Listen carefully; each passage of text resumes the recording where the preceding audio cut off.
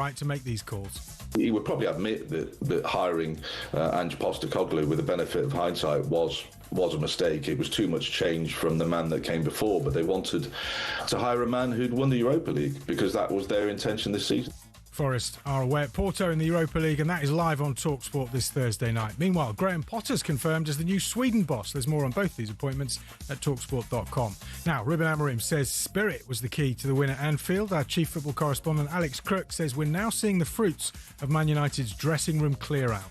Garnacho was pulled off early for Chelsea the weekend, not going well for him there. Marcus Rashford out on loan at Barcelona. Anthony is gone as well. And I think what he has got now, Ruben Amorim, he's got a dressing room that are invested in what he wants to do, and they have weeded out the bad eggs. Arne Slot admits he's got a challenge on his hands after 4 defeats in a row. Liverpool are away at Frankfurt in the Champions League. That is live on talkSPORT this Wednesday night. Meanwhile, Jurgen Klopp's told the Diary of a CEO podcast, theoretically, it's possible he could come back and manage Liverpool again, but he'd never take another job in England. And public disorder and violent riots saw Maccabi Tel Aviv's derby at Apoel called off without a ball being kicked. Israeli police made 9 arrests as 3 officers were hurt. It comes 3 days after Maccabi fans were controversially banned from attending Villa Park, a decision criticised by most UK political parties. talkSPORT News.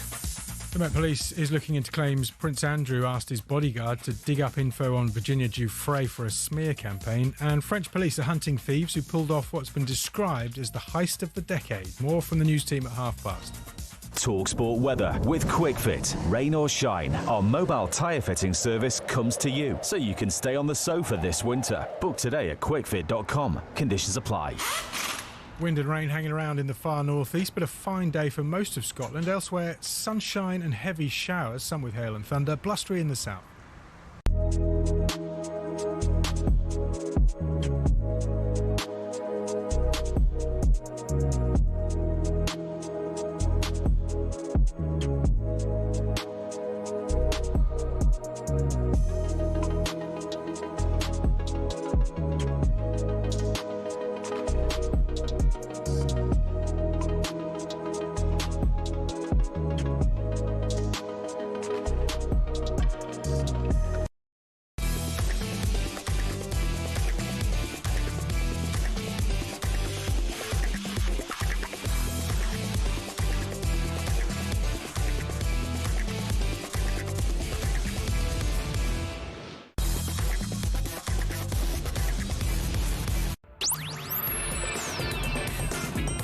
Good morning, everybody. You're listening to Jim White, Simon Jordan and Martin O'Neill, and we are live on talkSPORT.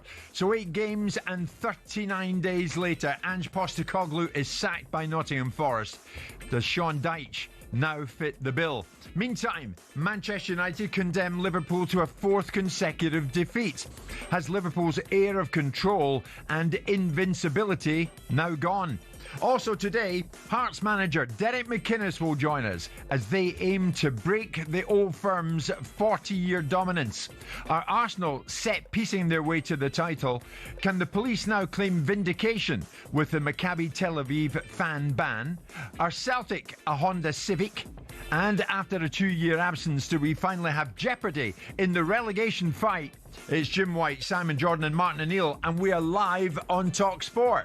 100% engagement. Jim White and Simon Jordan on talkSPORT. We're live on talkSPORT and a little bit damp, are we? Mr. O'Neill, good morning. Good morning. Good morning. How do we find you? Apart from really sitting fine. in this studio? I'm fine, thank you. That's good to know. Yeah. And you've been over to Spain, have you? I have. 2 days. How Indeed. was it? Nice. Yeah. Got to spend some time with a friend of mine, Frank Arneson, who's a very interesting character. Oh, yes. Yeah, very knowledgeable about listening to him about the views on various managers and various things going on in football. You've always had time for Frank, haven't you? Because he's a very good sporting director. Yeah. You know, he was probably the first real sporting director of real significance, you know, with his role at Tottenham and then the move to Chelsea with Abramovich. You know, he's a very, very good guy. Good. Very good guy. Frank Arneson. Later on this morning, Martin, we're going to be hearing from Derek McInnes, the Hearts manager. 8 games in and 5 points clear at the top of the table. Even Derek couldn't have expected that. I didn't. Did you? Absolutely not. No. It's a matter now of trying to continue with that. Do you remember Aberdeen this time last year got off to a great start and then just faltered completely? Yeah. But you feel as if that there's There's a bit of steel about Hearts now at the moment, and yeah, you never know. With Celtic losing yesterday, what is it, 5-point gap at the moment? Yeah. Oh well, it's not insurmountable, but they've put a start for them. Sure. We will try to get to the bottom of what's going on at Rangers as well, because it looked like after Gerrard fell out the picture, Kevin Muscat came into it. Now he's fallen out the picture, so who's in the picture now? But it was an incredible weekend. I was up in the northwest and then the news came through. Well, I know Forest lost, but Ange is gone already. 8 games in, 39 days later, Ange Postecoglou was sacked by Nottingham Forest. The club confirming the decision in a statement 20 minutes after the full-time whistle. The statement was ironically 39 words long, the same amount of days that Ange's tenure had lasted. And off he went. All Forest said was Nottingham Forest Football Club can confirm that after a series of disappointing results and performances, Ange Postecoglou has been relieved of his duty as head coach with immediate effect. The club will make no further comment at this time. Now all eyes on Sean Dyche. Did it surprise you in any way, Martin, or was there a sense of déjà vu for you? Well, with Mr. Evangelos Marinakis involved? Well, I got a lot more time. I got 19 games. Yeah, is it a surprise? No, not in this day and age. Is it a surprise anymore? You needed results immediately. Is that giving a manager enough time to do things? Absolutely not. You feel the same, Simon? That, hang on a minute, how can you do that after such a short space of time? Well, I mean, he has done it, so that's how he can do it. Yeah. Whether he should have done it in quite, I thought, the ungraceful way, which is, straight after the game, I don't think that needed to be done that way. I'm always in the camp of saying, you sack somebody, they get sacked. How do you want to do it? You want to do it with a bouquet of roses. But I did think that, straight after the game, that being done in that fashion probably wasn't the most graceful way of doing it. They didn't have Ange Postecoglou from the get-go. It's another example of a group of fans, to some extent, not wanting a manager. And they didn't want him. They wanted Nuno Espirito Santo. They gave the owner dispensation because he is who he is and he's done what he's done with his football club. And then Postecoglou spends his entire time, seemingly, in an absolute bun fight. Every press conference he goes into, he's on the front foot. So there was almost an inevitability, if you watch the game, quite how Nottingham Forest conspired not to score goals in that game. Yes. It almost beggars belief. And if we really believe, the moment you saw Marinakis leave the stadium, you know the man. The moment you saw him leave his seat at the 60 minute, you knew what was coming. Yeah. Which I don't think is... I personally don't think it's the way to operate. And I was an owner that fired managers. I think there are better ways to do it than that. But he does things his own way. He's his own man. And I feel a little bit for Postecoglou. But he is sometimes the architect of his own downfall. He picks fights, and then he loses these fights. Well, Simon, it's a good point you make, because as recently as Friday, going into the game, Ange Postecoglou spoke to the media gathering, and it became a bit of a monologue about his record. This was Ange. I just don't fit. Not here, just in general. If you look at it through the prism of, I'm a failed manager who's lucky to get this job, and you're smirking at me, but that's what's been said, right? And I can find the print that's actually that said. Then, of course, this first 5 weeks looks like this guy's under pressure. I came into the Premier League 2 years ago. I took over Tottenham, Spursy Tottenham. I was told by the chairman at the time, this club has to win a trophy. Has to win a trophy. He said, we've tried to bring winners in. Jose Antonio hasn't worked. We need something different. I was slightly offended by that because I see myself as a winner. But all I've heard since I've finished at Tottenham is that we finished 17th last year. So if you look at it from that prism of we finished 17th, then yeah, I'm a failed manager who was lucky to get another opportunity. But again, if I have to explain why we finished 17th, really, some basic... It doesn't have to be too in-depth. Just have a look at the last 5 or 6 team sheets of us in the league last year and see what I prioritised, who was on the bench, who was playing. So yes, we finished 17th. If people think that's a reflection of me and my coaching, then again, I think they're looking at it through the prism of I just don't fit. So we get to the current space where there's a different story to tell, that maybe I'm not a failed manager who was lucky to get this job, but maybe I'm a manager that if you give them time, the story always ends the same. At all my previous clubs, it ends the same with me and a trophy.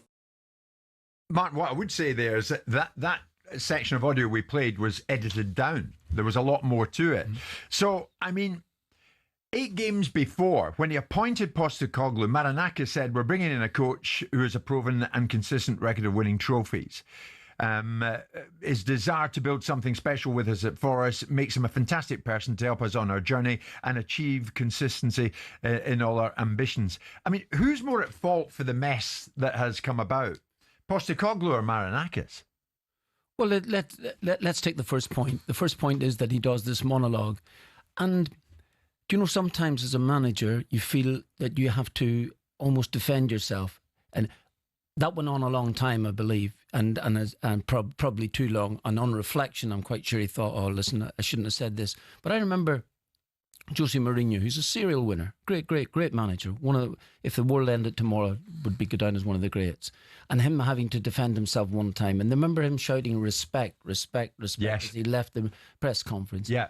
And sometimes it does get to you as a manager. You feel as if, well, you know, you've actually... Well, if you had said to Tottenham Hotspur last year, you will actually be in the Champions League the following year, you would have taken that all day long. Now, they didn't know what sort of circuitous route they were going to get into the Champions League, losing a load of league matches, but still ending up winning the Europa League.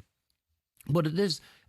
I've still have to try and come to terms with this here. The results were very, very poor from Tottenham. They lost a lot of matches, but they still won a trophy that got them into the Champions League. And I thought that's what you are in the game to do, is to actually win some trophies. But they finished 17th. But they finished 17th. So you've got to balance that out. Balancing it out. Yeah, that's the point. Now, getting back to the defence of himself, yeah, I remember doing that once in the Republic of Ireland, and 20 minutes afterwards I come into my room, I put myself in a dark corner and thought, why did I bother? Why did I bother? You know, so, because you know what? No one cares. No one cares. It doesn't matter about you defending yourself. No one wants to listen to it. You're in a bit of trouble. You haven't won the games. You know that you're under pressure at the end of it all. But the pressure came, and I think that Simon mentioned this at the top. The pressure came from him not being wanted at the football club to begin with. So you're on the back foot immediately. Now, and strangely enough, Nuno actually won them over by his results, because he wasn't completely popular when he went in, because they had a popular manager before that in Cooper, in that sense. So I suppose the argument would be that Postecoglou would probably think, just give me a little bit more time. This idea about changing a side that really played on the counter attack a lot of time, and that worked for Nottingham Forest greatly last season. And then they wanted to have a wee bit more possession this time. Yeah. Well, I'm not so sure that, as I said, I was there at the game against Michelin, where the crowd were actually booing at half time. The own crowd were booing at half time. And you weren't having that, were you? Well, you felt that was hard on Ange. I think that's hard. I do genuinely think that. Well, I've been there. I've been there when the crowd were booing for me, you know. And I was at Leicester City, couldn't win a game to save my life to early on, and the crowd baying for blood. So you feel as if, for a manager at that stage who hasn't really got his feet under the table. But 8 games, Simon. I mean, you've got to look for the positives, if there are any in there. I mean, it's the owner's fault. It's the owner's fault. Because whilst everything has nuance and context, and there's no absolutism in life besides death and taxes, but the fact of the matter is that you had a manager that was going along quite nicely for you, and for whatever reason, you've managed to engineer, orchestrate, or be part of a fallout. Now, whether that's because you were running around in the summer wanting a different style of play and it reached the manager's ears, which is the rumour that's doing the rounds, which is ultimately he was looking for a different style of play. He was going behind Spirito Santo's back and looking at perhaps batting his eyes at Postecoglou. Yeah. And that's why you got the sort of outlook you got from Nuno Spirito Santo in press conferences, signing his own death warrant, for want of a better expression, in terms of the managerial role. So you look at it and say, you've got a group of players that could clearly play one way, and that way was enhanced and utilised by Nuno Spirito Santo.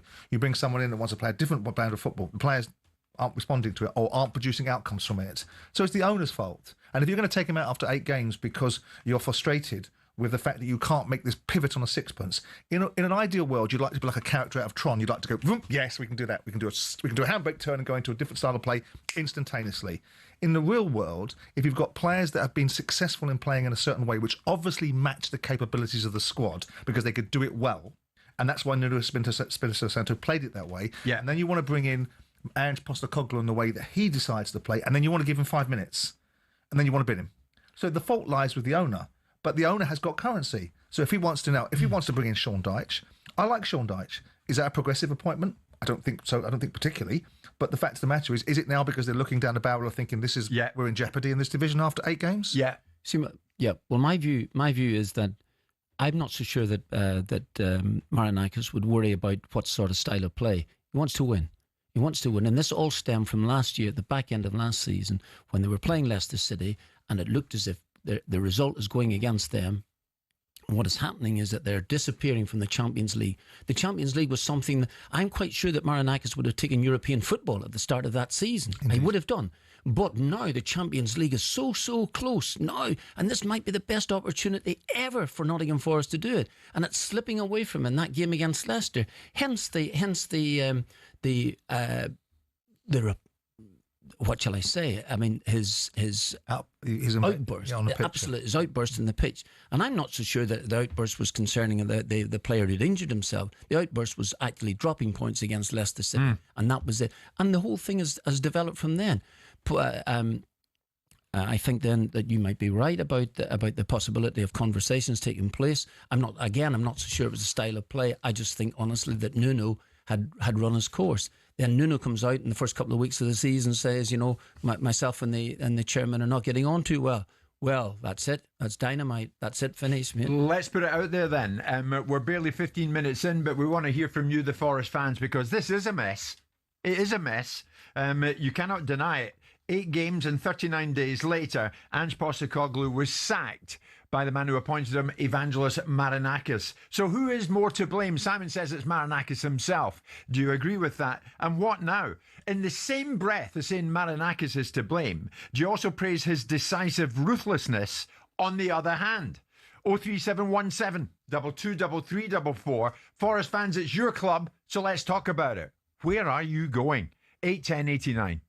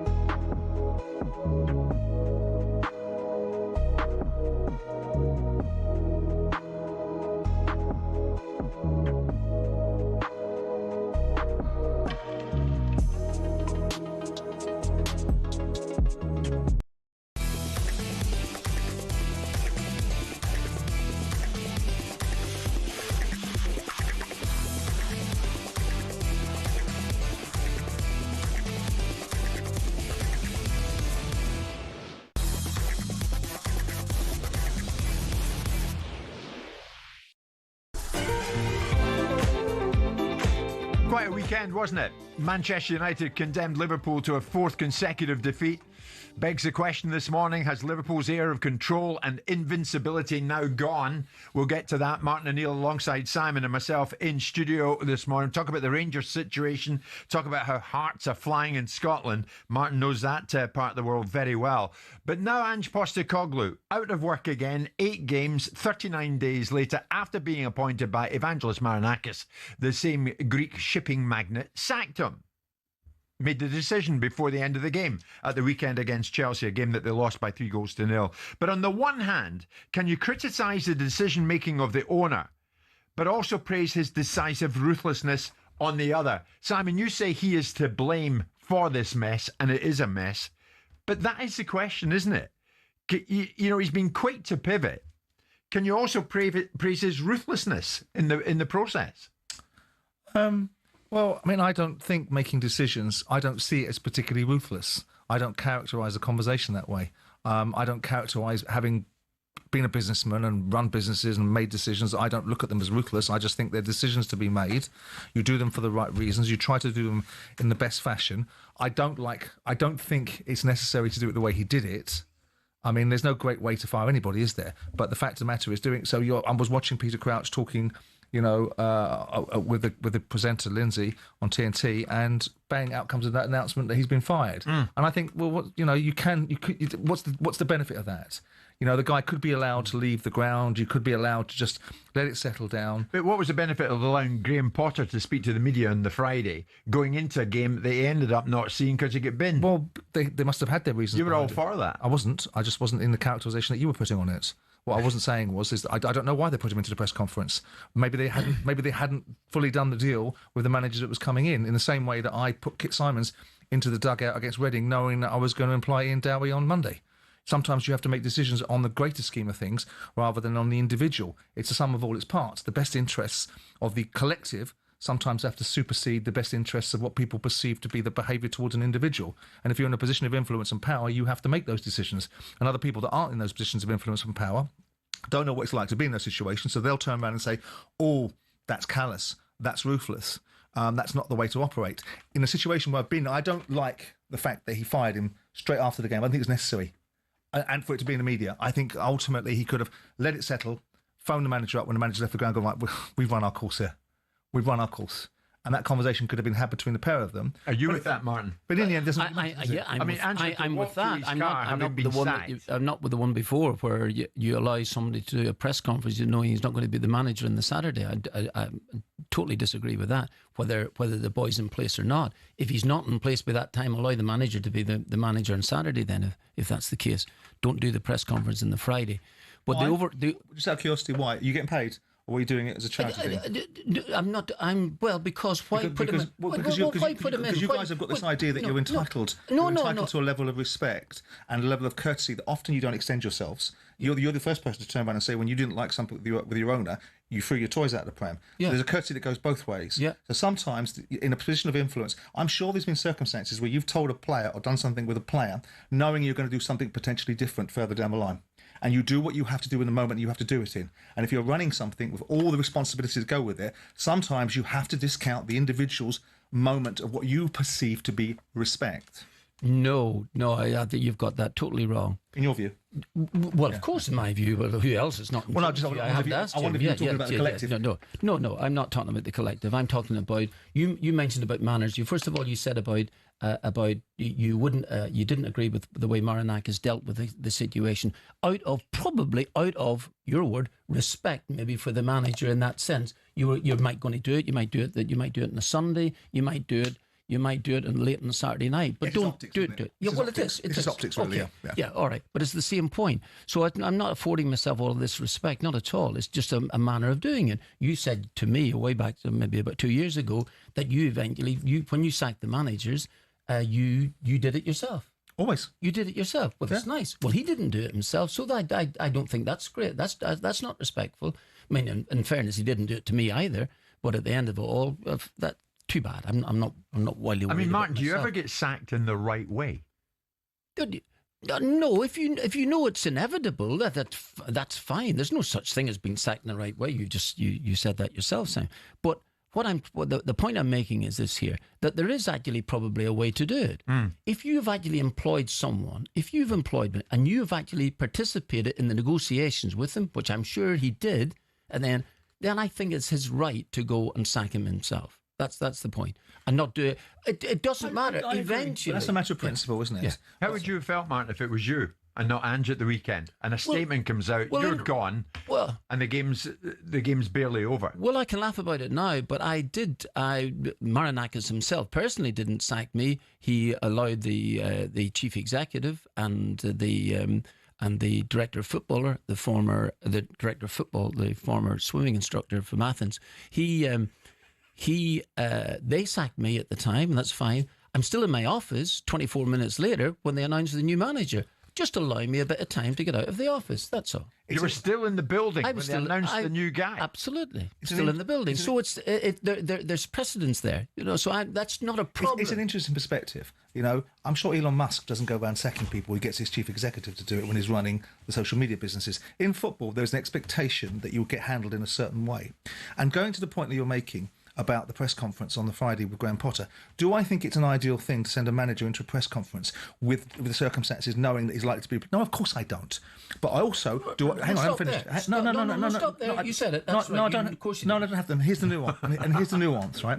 I've got a press conference coming up, and I've got the world's media there, and I'm not going to give them something that's going to cause me to have uproar instantaneously. So I have two evils. Do I have... managers going to the press conference, boom, full-on explosion from the media all over the place, what's happening at West Ham. So I'd rather sacrifice the individual for the collective, knowing that individual, who I'm going to march out the door, is going to get paid by me for doing nothing. But they're paid by you. You keep coming back to that paid by you. Yes, it doesn't there's matter. your courtesy. There's your respect. There's your respect. You would have given him the contract, so you're entitled to pay him then until the moment he leaves the football club. The reasons why he's being shuffled out the door is because he hasn't done his job. Well, that's fine. And there you are. That's okay. But you're saying you would have thrown him to the dogs, Potter. You would have thrown him in I'm there. not throwing him to the dogs. What I'm doing is I'm asking him to hold a press conference or putting him into a press conference because it's the lesser of two evils. Which is the evil that's going to affect me the most? The manager's sensitivities or the media being able to having a field day with no manager in a press conference? No. I will take the manager's sensitivities as the lesser concern all day, every day of the week, and twice on Sunday. I'll tell you what you should have done. I'll tell you what you should have done. You should have taken the press conference yourself. That's the point. Oh, that would be great, wouldn't it? Oh, yeah, that would be much better. As most chairmen I know who do not want managers at all, they just want a tracksuit. They want to manage themselves. Oh, there it is. There's the bias. But you are saying, Simon, you must get over this inferiority complex. You are saying terrible. You would have done what Sullivan did with Potter at West Ham and stuck him in there, knowing he was probably going to go at the week before the game at the weekend, about 12 hours later. But you think what Marinakis did to Ange, what I would have done was ungracious. Excellent, Jim. What I would have done in the circumstances, because there was no need. There was no need to fire him after the game. You can fire him on Sunday. There was a need to hold a press conference. If you abandon the press conference, you'd have a situation. If you stick nobody in the press conference, you'd have a situation. If you stuck yourself in the press conference, you'd have a situation. So you took the lesser two evils. The Marinakis situation is completely different because there was no calling. You could have let Ange Postecoglou do his media business, talk to them, and then gone, listen, the next morning, like I did with Steve Coppell, listen, I can't stand the sight of you. Let's part company. Yeah, the first question at the press conference, the journalist would ask, Mr. Jordan, you're here on your own today. Yes.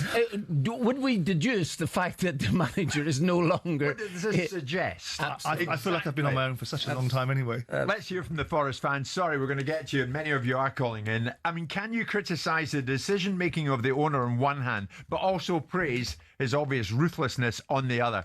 Forest fans, where are you going? I mean, honestly, when you look at what has happened to your football club over the weekend, are you scratching your heads? Give us a call, 03717 223344 81089.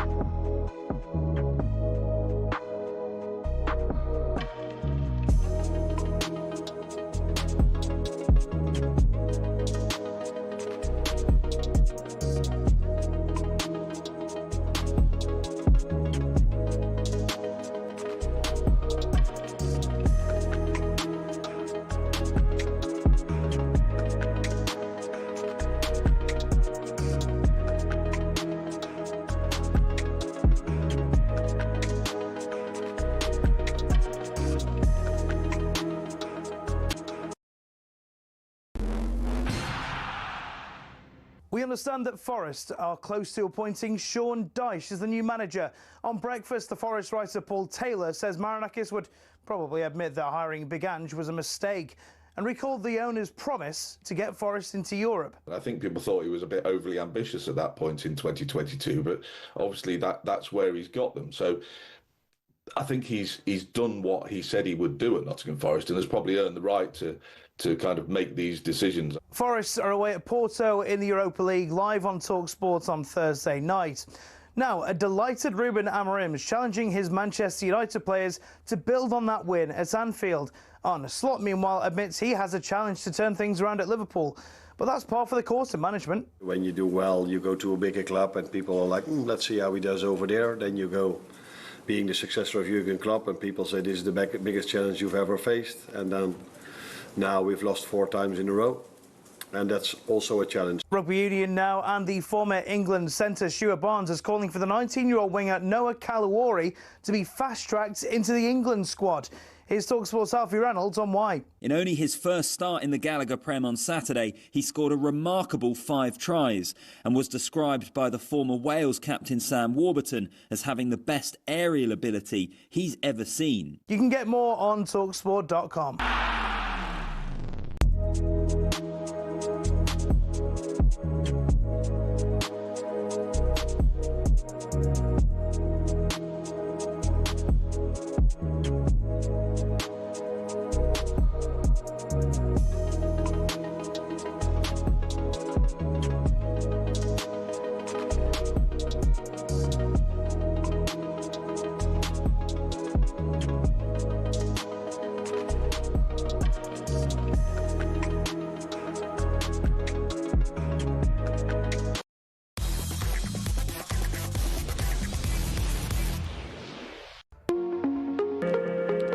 Monday morning, Jim White, Simon Jordan, Martin O'Neill. We're going to take some calls from Forest fans after the events of the weekend, which saw Ange Postecoglou leave stage left after 8 games and 39 days in the job. Who is next? Sean Dyche? We'll see. Let's get the latest New Zealand-England 2020 cricket update. Here's Sam. England win, Jim, the second T20 international by 65 runs. A really good all-round performance from England, who were asked to bat first. They scored 236 for 4 with the bat. Salt at the top of the order continued as really good.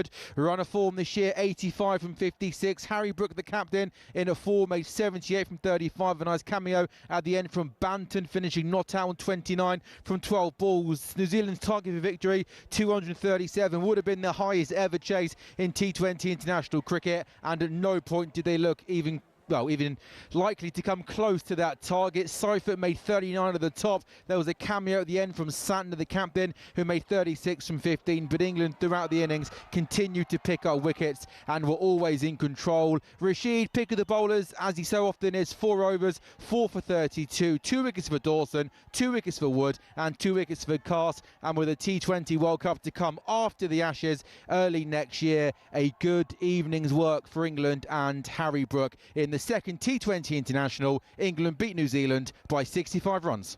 Sam, thanks very much indeed. Nottingham Forest, a third manager, all before November. Nuno Espirito Santo come and gone. Ange Postecoglou come and gone. So does Sean Dyche fit the bill? Many Forest fans getting in touch. Let's hear from John, who's a big Forest fan, who's first up. Martin O'Neill is alongside Simon. John, good morning. What did you make of the events of the weekend? Morning, guys. How's it going? A couple of things to mind. We'll come back to Sean. Obviously, he's having trouble getting through. Kevin, Forest fan, good morning. What do you want to tell us? Morning, guys. Great show. First time caller. Hi, Kevin. Good morning. Good morning. Season card holder for 60 years. It's not as bad as the whole media are making out, because us fans will still be there on Thursday.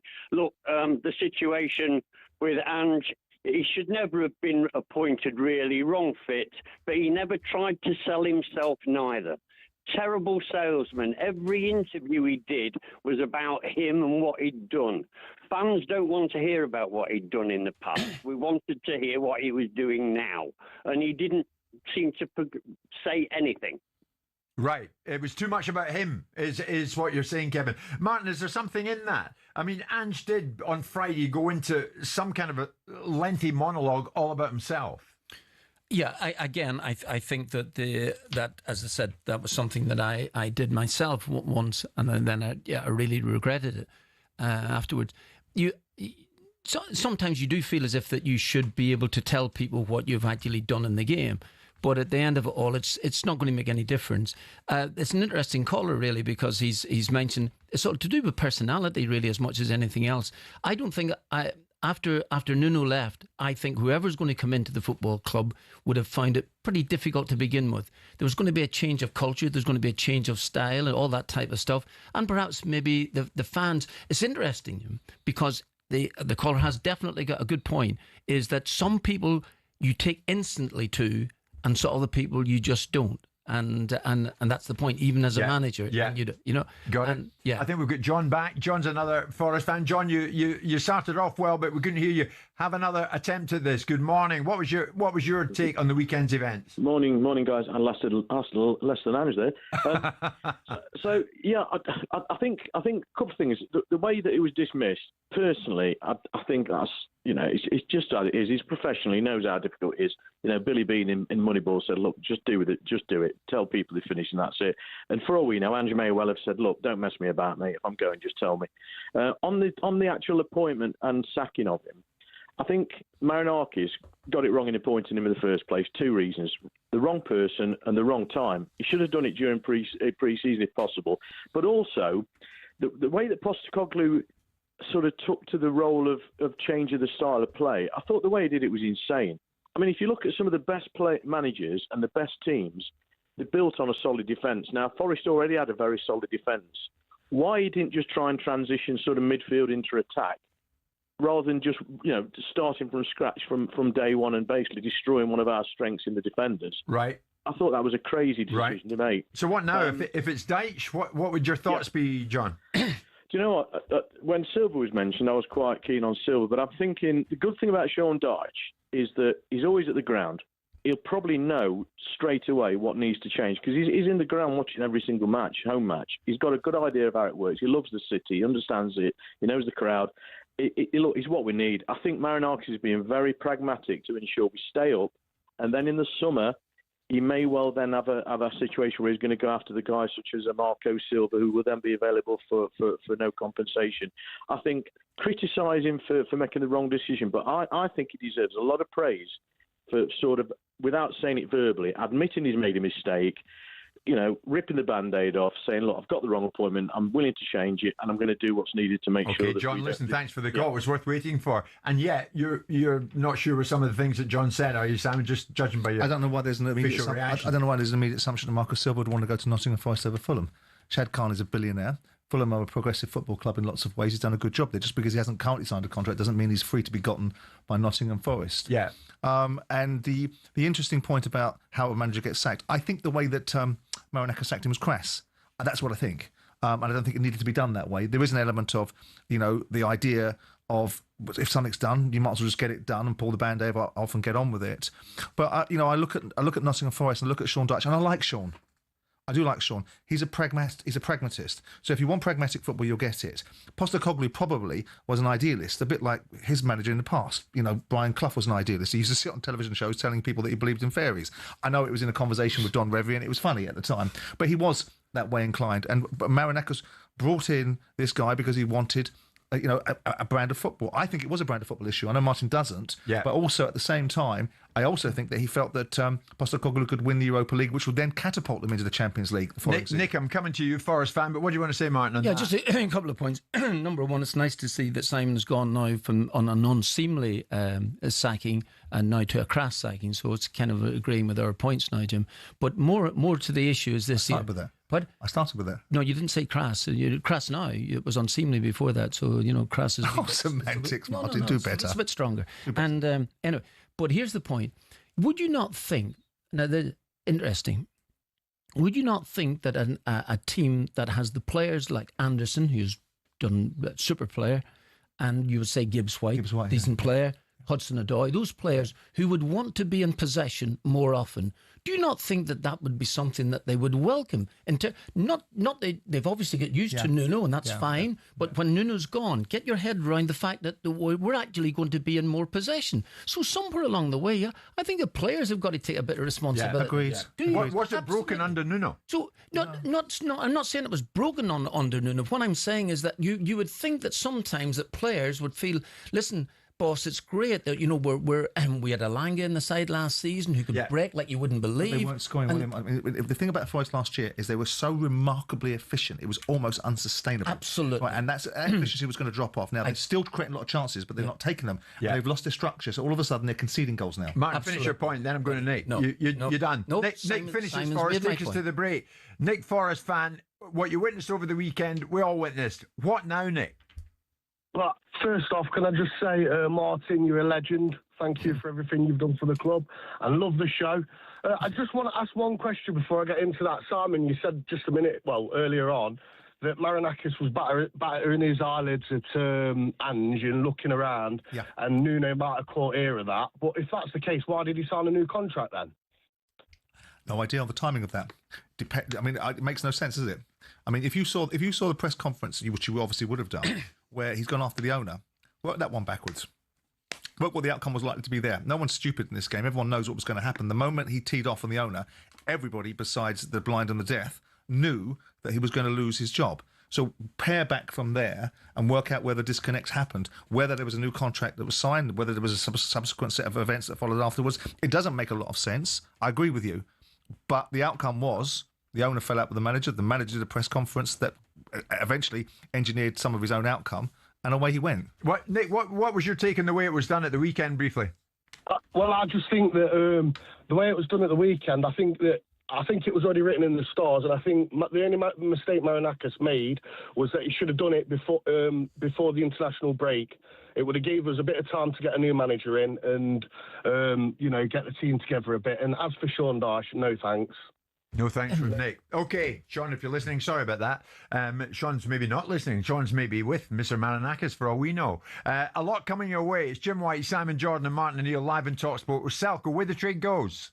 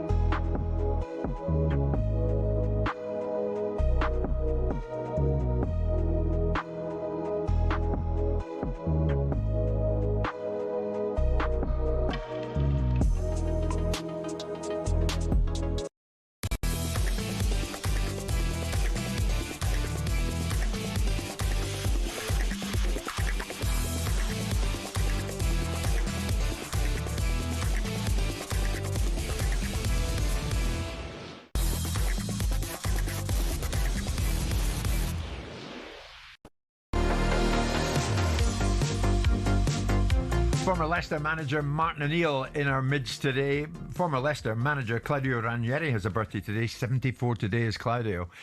Simon alongside Martin, we're with you all the way through until 1 o'clock. Let's find out what is going on regards the next manager at Nottingham Forest. Bit of a revolving door, is it not, with Mr. Marinakis seeing them in and seeing them out. Ben Jacobs, talkSPORT reporter, my colleague here at talkSPORT, can bring us up to date. Ben, good morning to you. Martin and Simon are with me. We'll talk about Rangers in a minute. What's going on at Forest? What do you know? Well, I think it's quite simple this morning that Sean Dyche is expected to take the role. There's a verbal agreement in place, and we might even get confirmation later today. The sticking point, if you like, although it wasn't one for very long, was Dyche was not prepared to come in until only the end of the season. He wanted a long-term deal. Nottingham Forest have agreed to that. And Steve Stone and Ian Woan, Forest legends, are expected to be part of Dyche's coaching setup. It's viewed with Dyche as not only being a safe pair of hands, we hear that a lot with him, and of course lots of Premier League experience, but more specifically a stylistic fit and somebody that can get the defence back in order. And in addition to that, Forest still believe it's early enough in the season, even though they're in the bottom three, that they might still be able to make a push for some kind of European football. And of course, these days, you only need to be in and around mid-table in order to do that. So Dyche is expected to be confirmed today as the new Nottingham Forest manager. Roberto Mancini was spoken to, but ruled out. And with Marco Silva, yes, there's appreciation, and he worked with Evangelos Marinakis at Olympiacos, but a very costly appointment,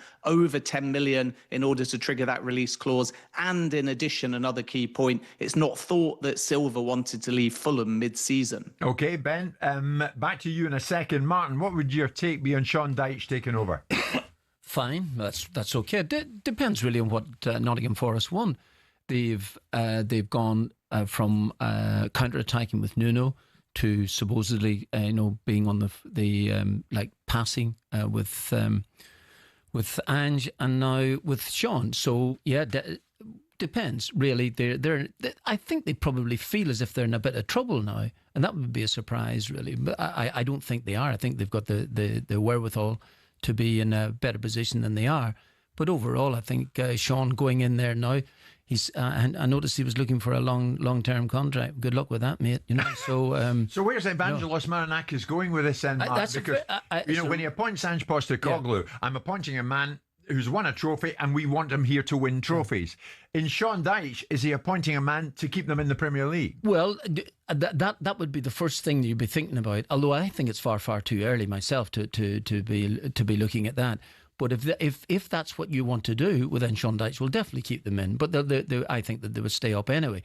But the answer to that there, Jim, is I really do not know. I genuinely don't know, because whatever Marinakis is going to say to you, I think you just have to park that and just get on with it and try and win a couple of football matches. Ben, what's going on in Glasgow then? Following talks with Sporting Director Kevin Thelwell and the Chief Executive Patrick Stewart, Rangers' prospective appointment of Kevin Muscat now off. Can you confirm that is the case? Yes, it is the case. And from Rangers' point of view, the sources say that the timing of potential appointment was an issue due to the fact that Muscat wants to see out the Chinese Super League and try and confirm the title with Shanghai Port. I'm not so sure, speaking to sources on the Muscat side. We have to be fair to both sides, but Muscat sources say to me very clearly, day one, they said, if we take this role, it won't be before Shanghai Port win the title or the season ends. So Rangers will have known in getting this deal close that was the case, and he couldn't start straight away. Muscat has now pulled out. I'm told that's due to concerns over the recruitment model. You've got Kevin Thelwell and his son Robbie as well, essentially heading up recruitment. The manager doesn't have that much autonomy. So Muscat is out. Gerrard, it was about timing as well. But again, sources on the Gerrard side said the same thing. The recruitment model was also the problem. So Rangers, for the second time, kind of back to square one. And we understand on talkSPORT that there's at least two candidates, maybe only two candidates, candidates, and one of them is Danny Roll again. He's back in the mix, and there'll be a meeting in the next 24, 48 hours. Some sources have suggested Ole Gunnar Solskjaer, not yet confirmed that there's active talks now, but there were a month ago. So Rangers again having to redo their process for the third time, having thought they'd got Gerrard, he pulled out, having thought they got Muscat, he pulled out. Now let's see whether Danny Roll becomes the front runner. Ben, thanks very much indeed. Simon, I know you don't like the search for a new manager for any club being played out in public, but the search for the new manager of Rangers is being played out in public. Yeah, seems to be.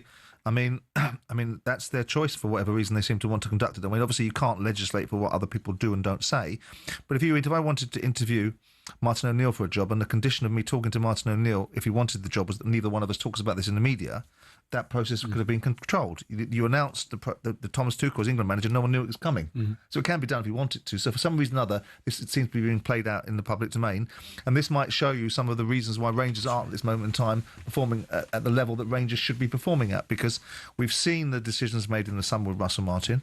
We've seen the fact that it would appear to be the decisions that have been made by the chief executive and also the sporting director. You know my views on the sporting director, and I think you have my views on the chief executive. So with that in mind, you've now got the owners in the room. The owners can't sell it either. So you're in this situation where, who's running the football club and how is it being run properly?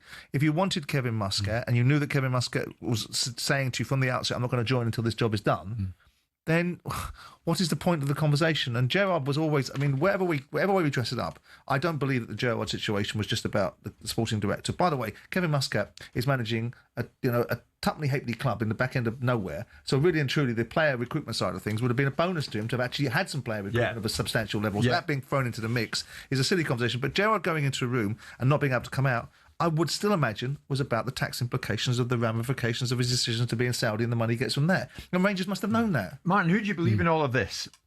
Regards Muscat, Rangers say it was the timing. Muscat says it was about the way you recruit people and players. Well, as Simon said, anyway, it's not coming. This has been played out in public when it really shouldn't be.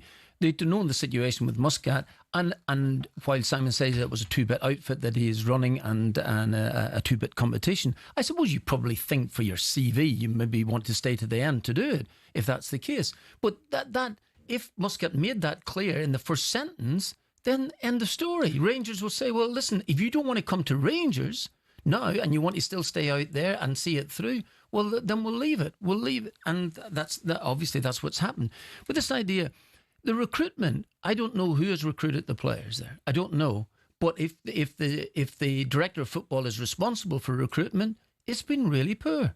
It has been really poor. Because no matter who they end up with, Simon, really poor. You're maybe not third choice, you might be fourth choice. But some players coming, Rangers are a great football club, but some of the players there are just undeserving of playing for Rangers, seriously undeserving of it, and should have never been there in the first place. I mean, I've talked about the people in there, whether it's Greta Steinson, who's a so-called de facto advisor for the 49ers that seems to be making lots of decisions, or Kevin Thurwell, and the backdrop of what everyone that seems to have worked with him. I mean, Deitch didn't want to work with him, did he? So there's a constant theme about the sporting director that I don't think people think much of him. I don't. And it's being echoed by those that appear to either being in the potential of working with him or work with him previously. Yeah. So that then goes to the ownership model. And I always made a case that the 49ers would know what they were doing. The ownership would know what they're doing. Not just because I wanted it to be the case because they're owners, but because they've got experience. They own a very big club in Leeds United. Leeds United are a huge football club and come with similar pressures as Rangers do, scale and size.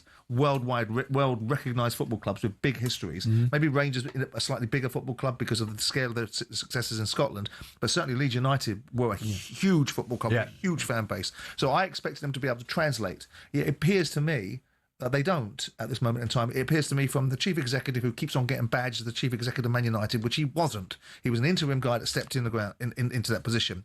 To the sporting director, to the appointment of Russell Martin, to this situation. Yeah. Where is this? Where is this best in class? I mean, what exactly, Simon? What are we witnessing here, Martin? When I think of Rangers years ago, Souness. Any game revolutionised the Scottish game and the football club itself. Dick Advocat, any game, the rest was history. What they do, if Danny Roll is back in, He's back in after counting himself out. Yeah, I know. It's so ridiculous, really. Rangers have been in the decline now for quite some considerable time, and look as if they've no way of getting out of it. You know, really, it seems. I think that the message that has been missed at Rangers for quite some considerable time is you got to win. I know I always come back to this, and it seems to be my out. But you know this. You know this as a manager. You know this as a director of football. You know, whatever. If you are responsible players, get players in who think they can win football matches for you for a start, not people who. Be interested to see what Dave King thinks, because when we spoke, and I'm not necessarily suggesting that he should be given a platform to say what he thinks. What I'm saying is he talked about the attitude of the existing board and investor fatigue and a new ownership model coming in. Now these guys came in. These guys, again, I make the point. I'm labouring the point. Should know what they're doing. And this should be a better version of Rangers. Whatever's gone in the last 10 or 11, 12 years, and the reasons why it's gone this way, if you've got new ownership that's got plenty of money, that's well equipped to understand sporting franchises in their minds, why are they operating in this way? Sure. There's a message from Andy. I don't think so, Andy. How about Big Ange? I don't see Rangers going in that direction. In the meantime, 8 games in and 5 points clear at the top of the table. Hearts under Derek McInnes going along very nicely. Are they going to bust the Old Firm domination? You know, they just might. Derek McInnes will join us in about an hour. Stay with us.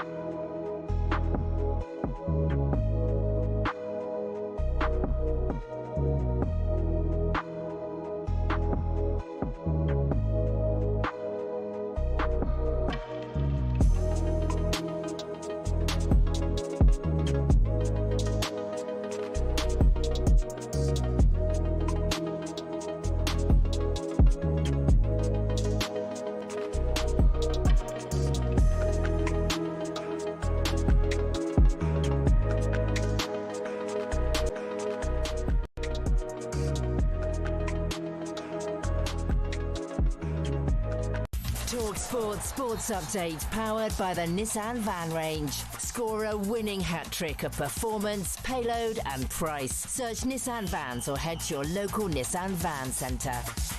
With your headlines at 4 minutes past 11, I'm Nick Ellaby. Good morning. We understand Nottingham Forest are close to appointing Sean Dyche. Ange Postecoglou was sacked after just 8 games. Here's former Forest manager Martin O'Neill. I got a lot more time. I got 19 games. Is it a surprise? No, not in this day and age. Is it a surprise anymore? You needed results immediately. Is that giving a manager enough time to do things? Absolutely not. Forest are away at Porto in the Europa League live on talkSPORT on Thursday night. Liverpool are being told to drop Alexander Isak for Ugo Ekitike. He's better than Isak at the moment. There's no doubt about it. And he looks more likely to score a goal, and his movement's better. Mark Lawrenson would also drop Kirkes for Robertson after Liverpool's fourth defeat on the spin, this time at home to Man United. Liverpool go to Frankfurt in the Champions League live on talkSPORT on Wednesday night. Meanwhile, Jurgen Klopp is not ruling out a Liverpool comeback at some point. I said I will never coach a different team in England. So that means if, then it's Liverpool. Yeah. So, yeah, theoretically it's possible. Klopp's also told the Diary of a CEO podcast he doesn't miss coaching at the moment. Graham Potter is the new head coach of Sweden. It comes just 24 days after his sacking at West Ham. They play Brentford tonight, live on talkSPORT from 7 p.m. Some Hammers fans are staying away from the London Stadium in protest at how the club's being run. Maccabi Tel Aviv say their fans are not to blame for violent scenes before their derby with Apoel. Israeli police made 9 arrests as 3 officers were hurt. The Tel Aviv derby was called off before a ball was kicked.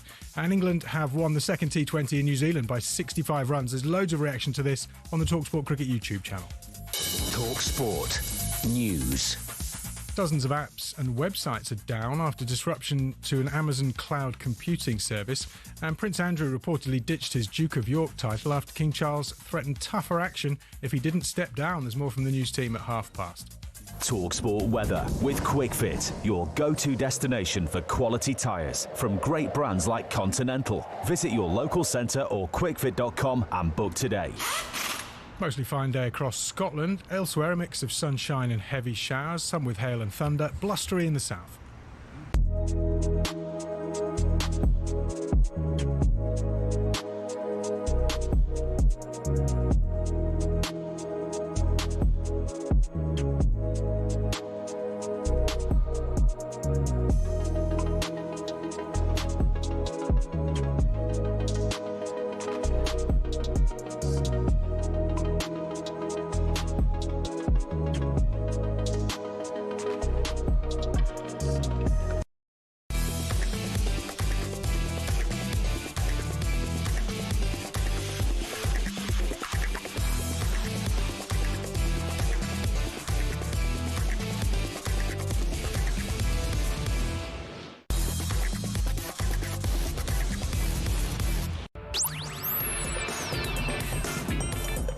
Good morning, everybody. It is, where are we? 7 minutes past 11 o'clock. It's Jim White and it's Simon Jordan and Martin O'Neill. We're all live on talkSPORT.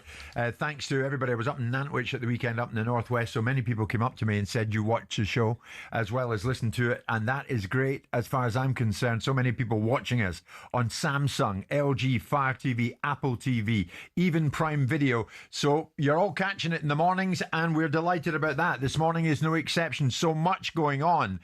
And the very fact that Manchester United went to Anfield and won yesterday, the very fact we haven't even mentioned it yet, and we're an hour in, tells you a lot about what is going on at the moment in the game. So much to get into here. And I must admit, when Liverpool got level with a few minutes to go, I thought Liverpool are going to win this. They'll win it. But no, it was Harry Maguire, no less, and Manchester United who had the last laugh. And Manchester United condemned Liverpool to a 4th consecutive defeat. My goodness me, has Liverpool's air of control and invincibility gone? Does what started as a perfect title defence now look somewhat brittle? So what happened? Arne Slot post-match, this is how he saw it. I think if you play United with so many quality players they have, brought in a few new ones this summer, and if they come to us in a low block, playing so many lone balls, then the last thing you would want is going 1-0 down, because that gives them even more belief. And if you would have told me that we were 1-0 down against a United team that played in the style they did, and you would have told me that we would have created 8, 9, 10 open chances, then I would have said to you that I don't think that is possible. But it was possible. So the second thing that went wrong is that from all the chances we got, we only scored 1 goal. And I've said in Holland many times, and maybe I've said it here as well, it's almost impossible to win a big game of football. And United, Liverpool is a big game with so many quality players on the pitch. to win it with a negative set piece balance. We'll get to United. Martin listening to Slot very intently there. Amorim, meantime, and Manchester United. Amorim's the first United manager to win at Anfield since 2016, succeeding where Mourinho, Solskjaer, Ranić and Ten Hag had all failed. But on Liverpool, Martin, Isak, Wirtz, Van Dijk, Keres, Salah, are there too many variables not quite clicking? Yeah, all those players you mentioned are below par at the moment. Wirtz has still to come to terms with the Premier League. A very fine player when he was in Germany, but really has found it very difficult. Some people do. There's still time for him to produce the ability that he's capable of. But overall, too many players for just at this moment, and it's continued for 4 consecutive losses. Too many players at this minute for Liverpool have not reached the heights of last season. McAllister being another one. But so it's a blip. That's all it is, really. They've lost the games. They could easily have maybe they could have scored a few goals yesterday in the game. What I'm a bit disappointed with is that, well, more than a bit, is that some of the comments that Slot, who has proved himself an excellent manager, coming out and saying that very difficult to play against a low block and teams that play long balls. Kind of reminds me at times of Arsene Wenger way back when I was against him. Every time that a team got a result against Arsenal, it was always because they played very defensively and they played the very, very, very long ball. So what you do is this here. That's your job. Your job as a manager is to break it down. Is to whatever it is. Sorry, simple as that. It's as simple as that. Yeah, and you are responsible for your own team. That's the point. Yeah. You whatever tactics that the other team may employ, it's you. You have to beat them. Well, people are coming in right, left and centre now, Martin. Some Liverpool legends. Jamie Carragher, for one, because he's been talking about Mo Salah. We're at a stage now with Mo Salah where he shouldn't be playing at every game. We're at that stage now. Salah shouldn't be guaranteed a starter next week. Is any player, whatever their status, undroppable? Well, there are a number of players over the course of years who are undroppable. Can you imagine leaving Messi out of a side, who'd maybe gone 3 or 4 matches without scoring, or was it 3 or 4 minutes? I'm not sure. But listen, there's players. If you're not in great form, you are not entitled to start in a side. I'm not so sure that Jamie, I've got a lot of time for him, but I'm not so sure that he should be picking the team. Now, what is it's up to the manager. And if the manager thinks that Salah was unstoppable last season and he has not reached those heights, it's another year on, he's another year in. I don't think it's anything to do with signing a new contract or anything like this here. He's another year older. Really as simple as that. But you could say that about a number of the players. They have won matches at the beginning of the season where they won late games and things have gone well for them. No, it's a 4-game blip. And they have to fight. They have to fight this through, and they have to find a way to go and win a football game.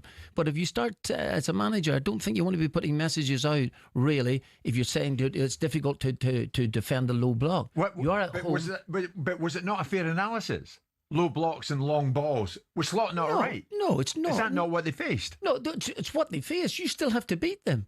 You have to beat them. It doesn't matter. You're not. Sorry, should that mean that you should have gone into Amarin's dressing room beforehand and said, "Oh, excuse me, please don't play the low block or the long ball here because we want to try and win this game." It's just, sorry, don't do this. What you're reading into what Slot said there at the end. Well, he said a similar thing about Burnley. When Burnley played and played in a certain way. Of course, Burnley would want to try and get a result against Liverpool. Liverpool were a better side, established Premier League side, Premier League champions. I'm sure Burnley don't want to open the game up so Liverpool can bash them so Slot can be happy. Difficulty is you can't make that argument against Palace because Palace hammered them. Tried to make a different argument. He tried to make an argument in that game that Liverpool, actually in that game, Liverpool could have been 5-0 down and were lucky not to be 5-0 down in that particular game. Yeah. He's in a difficult moment. It's the first difficult moment he's had. I made the argument last week. It's not much of an argument, but I've made the point that he didn't have to do much last year besides turn up and make sure he kept the status quo and the dressing room happy.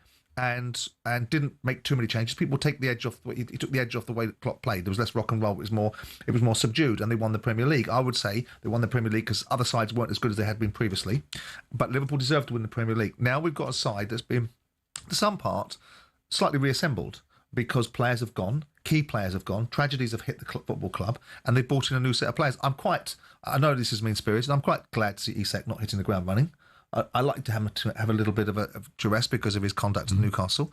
But Slot will answer the questions. Yeah. But like most football managers, when it comes on top, you see them find a different, rather than the cool, collected, balanced, objective, it'll be okay sort of attitude.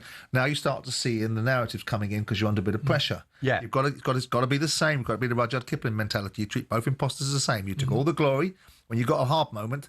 Don't start making it about what other teams, because there's a dig at Man United. There's a dig in there about Man United. Who would have imagined that a Man United team would have been prepared to play this way to win a game? Yeah, but Simon, is there an awkward irony that 400 million quid later, Slot's team now looks worse than the one he inherited from Klopp? I suppose you could. I mean, obviously you could portray it that way. I mean, we know that 400 million pounds was spent over three transfer windows. It happened to be spent in one, but it was actually spent over three transfer windows in terms of didn't buy anything in the first two and bought load in the third. Sorry. Yeah, there was reasons behind income it. Slot's players, Ekitike, Isak. Yep. Of course, Verts, but some of these fortunes, and that's the price you pay in the market for the best players. Unfortunately, this is the cost implications of it.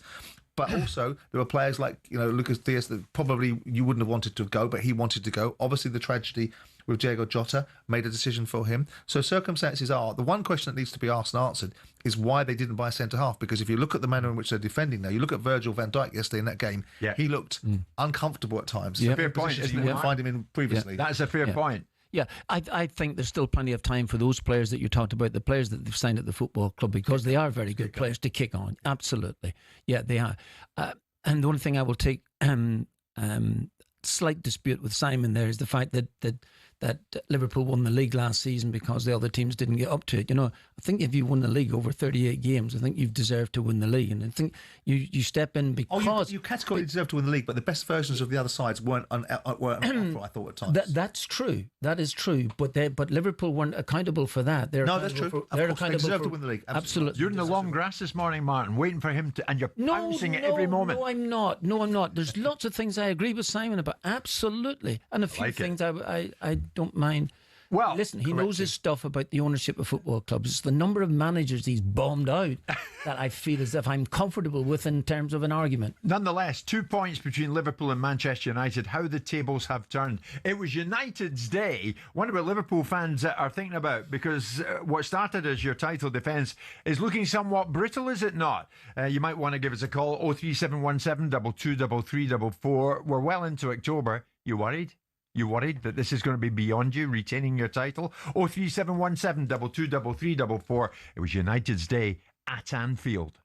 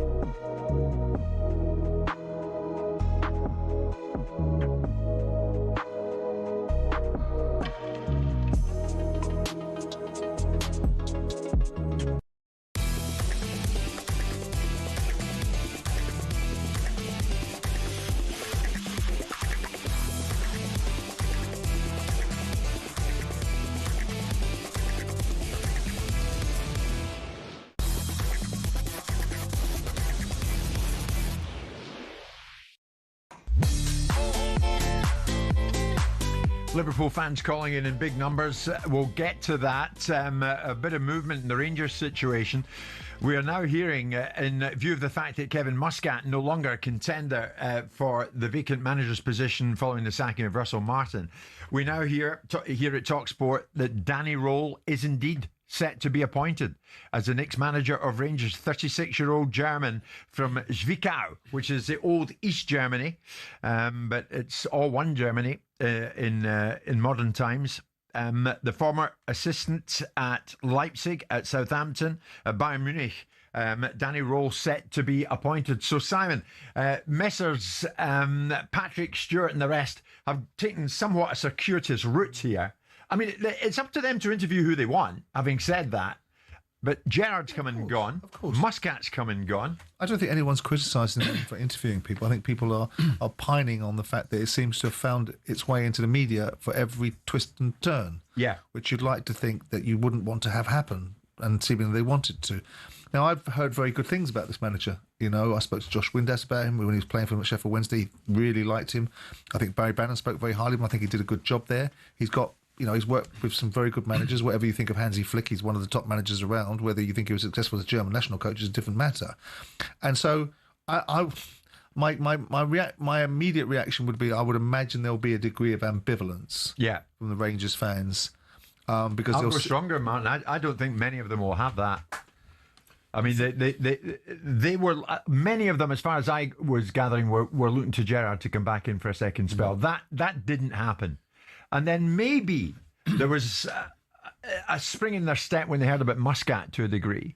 Yeah, Muscat having played for them as well too. Yeah, but I'm not so sure. I think that when Russell Martin was appointed, I think his style of play followed him in that sense up to Ibrox, and then perhaps the Ibrox fans were looking, listen, we must be winning at all costs, so that probably didn't go down all that brilliantly. However, I think they'll know much less about Danny Röhl and maybe prepared to give him a chance. They'll certainly know he's only had the one managerial job at Sheffield Wednesday. He has been an assistant, but overall... You're right. His main body of work, Sheffield Wednesday. Yeah, absolutely. Led them to 12. And because they know less about him, in that sense, they might be prepared to say, yeah, this is it. Yeah. Well, I mean, you know, you look at the fact that in recent times they put a championship manager in there, in Michael Beale. That didn't work out well. And so it looks like a uninspiring decision for the fans. Now, that because they don't know Danny Röhl and they haven't seen much of him.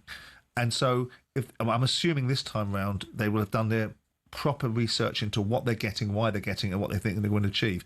But all I can say is the players that I know that have played for him thought very highly of him. You know, they responded to him very well, and there wasn't a lot for him to work with Sheffield Wednesday. He had to work with the backdrop of a very difficult football club and a difficult owner in a difficult time, didn't he? Yeah. Martin, Danny Röhl, as we say here at talkSPORT, it's our understanding that he's set to be appointed now that Muscat is no longer in the race. What does Danny Röhl need to know about what he's getting into? Oh, I think first of all, he would be a fool if he hadn't any preconceived notion about what he's going into. He knows he'll have to win football matches there, and I don't think that you have to be born and bred in Glasgow to know that you have to win football matches at the club. So that's it, really, as much as anything else. He'll go in. I'm not so sure what his philosophy is. That's nice to hear what Simon was saying, that the players who have played under him at Sheffield Wednesday think a lot of him. That's good to hear that. Yeah. But overall, he's got to change. He's just got to change a losing mentality at Rangers. Well, that's the thing. I mean, you were quite strong, Martin, earlier on, saying that there's a sizable number of Rangers players at the moment who, at the moment, really don't fit the jersey. Not at all. They're not good enough to play for football for the football club. Yeah. It is still a really great football club. It is a great football club, and these players are just not up to it. Interesting you say that, Martin. Here's the point. Go on. Some of the players that might have come in might not know about the history of the club, might not know about what it is to win it up in Glasgow. But after a couple of weeks there, you soon find out. It's not. You don't have to go through a year of losing football matches to know what it's like. And all you have to do is listen to the reaction of the crowd when you go behind at Ibrox to know all these things. Listen, we all experience these things. What you're saying was reflected in Jack Butland, the goalkeeper's post-match comments at the weekend when Rangers ended up at Ibrox drawing with Dundee United. A story that we've seen a lot, and a feeling that we've felt a lot. So yeah, angry. It's obviously demoralising for everybody when you put in a first half like that where you see some real people sort of express themselves, and okay, we only scored one, we should score more, but a good performance, solid going forward. There was some exciting stuff going on. So to go from that to what happened between 1-0 and 2-1 down is. Honestly, I would love to know exactly what goes through half the lads' heads at times, or us as a team, what goes through, how do we get ourselves in that position. But it's a story of the season, really. And what happened between 1-0 up and obviously going 2-1 down is nowhere near good enough, especially after putting in a first half performance like that. I felt that he wanted to go even stronger than that, Mark, and maybe pull back. He went strong enough. He did, absolutely. I'm glad he's divorcing himself from proceedings that's taking place, That's players for you. No question about it. Blame someone else. In the dressing room, sit and have a go at somebody else when in actual fact you've been not that good yourself. But I don't know whether he's not been that good in that particular game. Right. But all I'm saying is that yes. the general review is what's going through players' heads. Yeah, well, do you know what? Why didn't you find out? Why didn't you go for a cup of coffee with them just after a training session and go and find out what's in their heads? See if they are capable of playing for the football club. See when they go a goal behind in the game that they have got the capabilities to pull it back. See if they are capable of going away from home up at Ross County or something like this here and finding themselves in the mire and then pulling it round. Let's see what they can do. Let's see it. And that, when they're able to sort those things out, then they can call themselves Rangers players. Wow. Martin, in the mood this morning. So the wheel's very much in motion, we hear. Danny Roll set to be announced at Rangers. Sean Dyche close to it at Forest. As soon as we know, you'll know. In the meantime, Liverpool fans want to join us, and that's fine by me. Liverpool, who lost at home yesterday to Manchester United.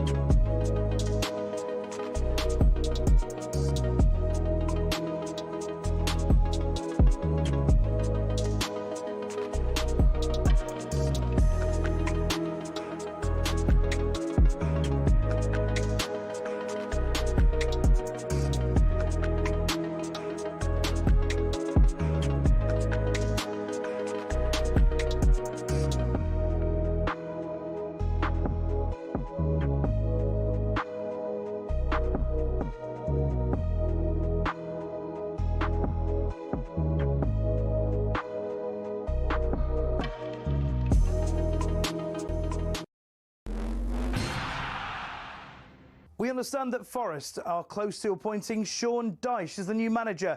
On Breakfast, the Forest writer Paul Taylor says Marinakis would probably admit that hiring Big Ange was a mistake and recalled the owner's promise to get Forest into Europe. I think people thought he was a bit overly ambitious at that point in 2022, but obviously that's where he's got them. So I think he's done what he said he would do at Nottingham Forest and has probably earned the right to kind of make these decisions. Forest are away at Porto in the Europa League, live on talkSPORT on Thursday night.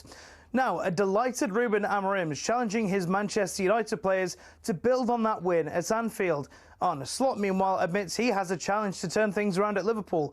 But that's par for the course in management. When you do well, you go to a bigger club and people are like, let's see how he does over there. Then you go being the successor of Jurgen Klopp and people say this is the biggest challenge you've ever faced. And then now we've lost 4 times in a row.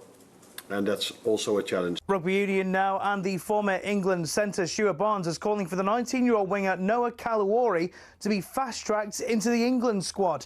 Here's talkSPORT's Alfie Reynolds on why. In only his first start in the Gallagher Prem on Saturday, he scored a remarkable 5 tries and was described by the former Wales captain Sam Warburton as having the best aerial ability he's ever seen. You can get more on talkSPORT.com.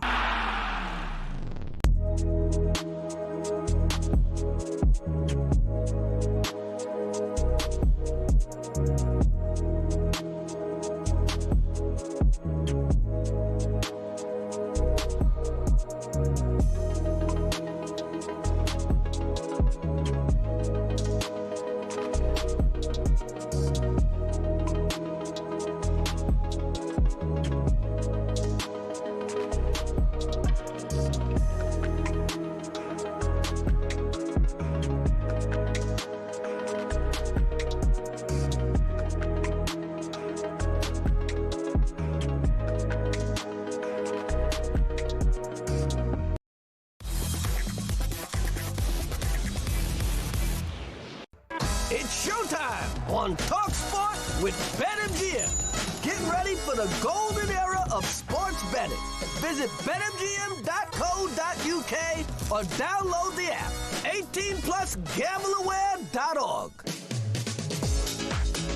Quite a weekend, wasn't it? We'll get to Manchester United winning at Anfield. We'll get to the Liverpool colours. We'll get to the Rangers colours in the knowledge that Danny Roll is set to take over at the football club. And it won't be Gerrard, and it won't be more recently Muscat. Anyway, we're joined by Matt Gibson from BetMGM. Matt, how do you review the Premier League weekend we've just had?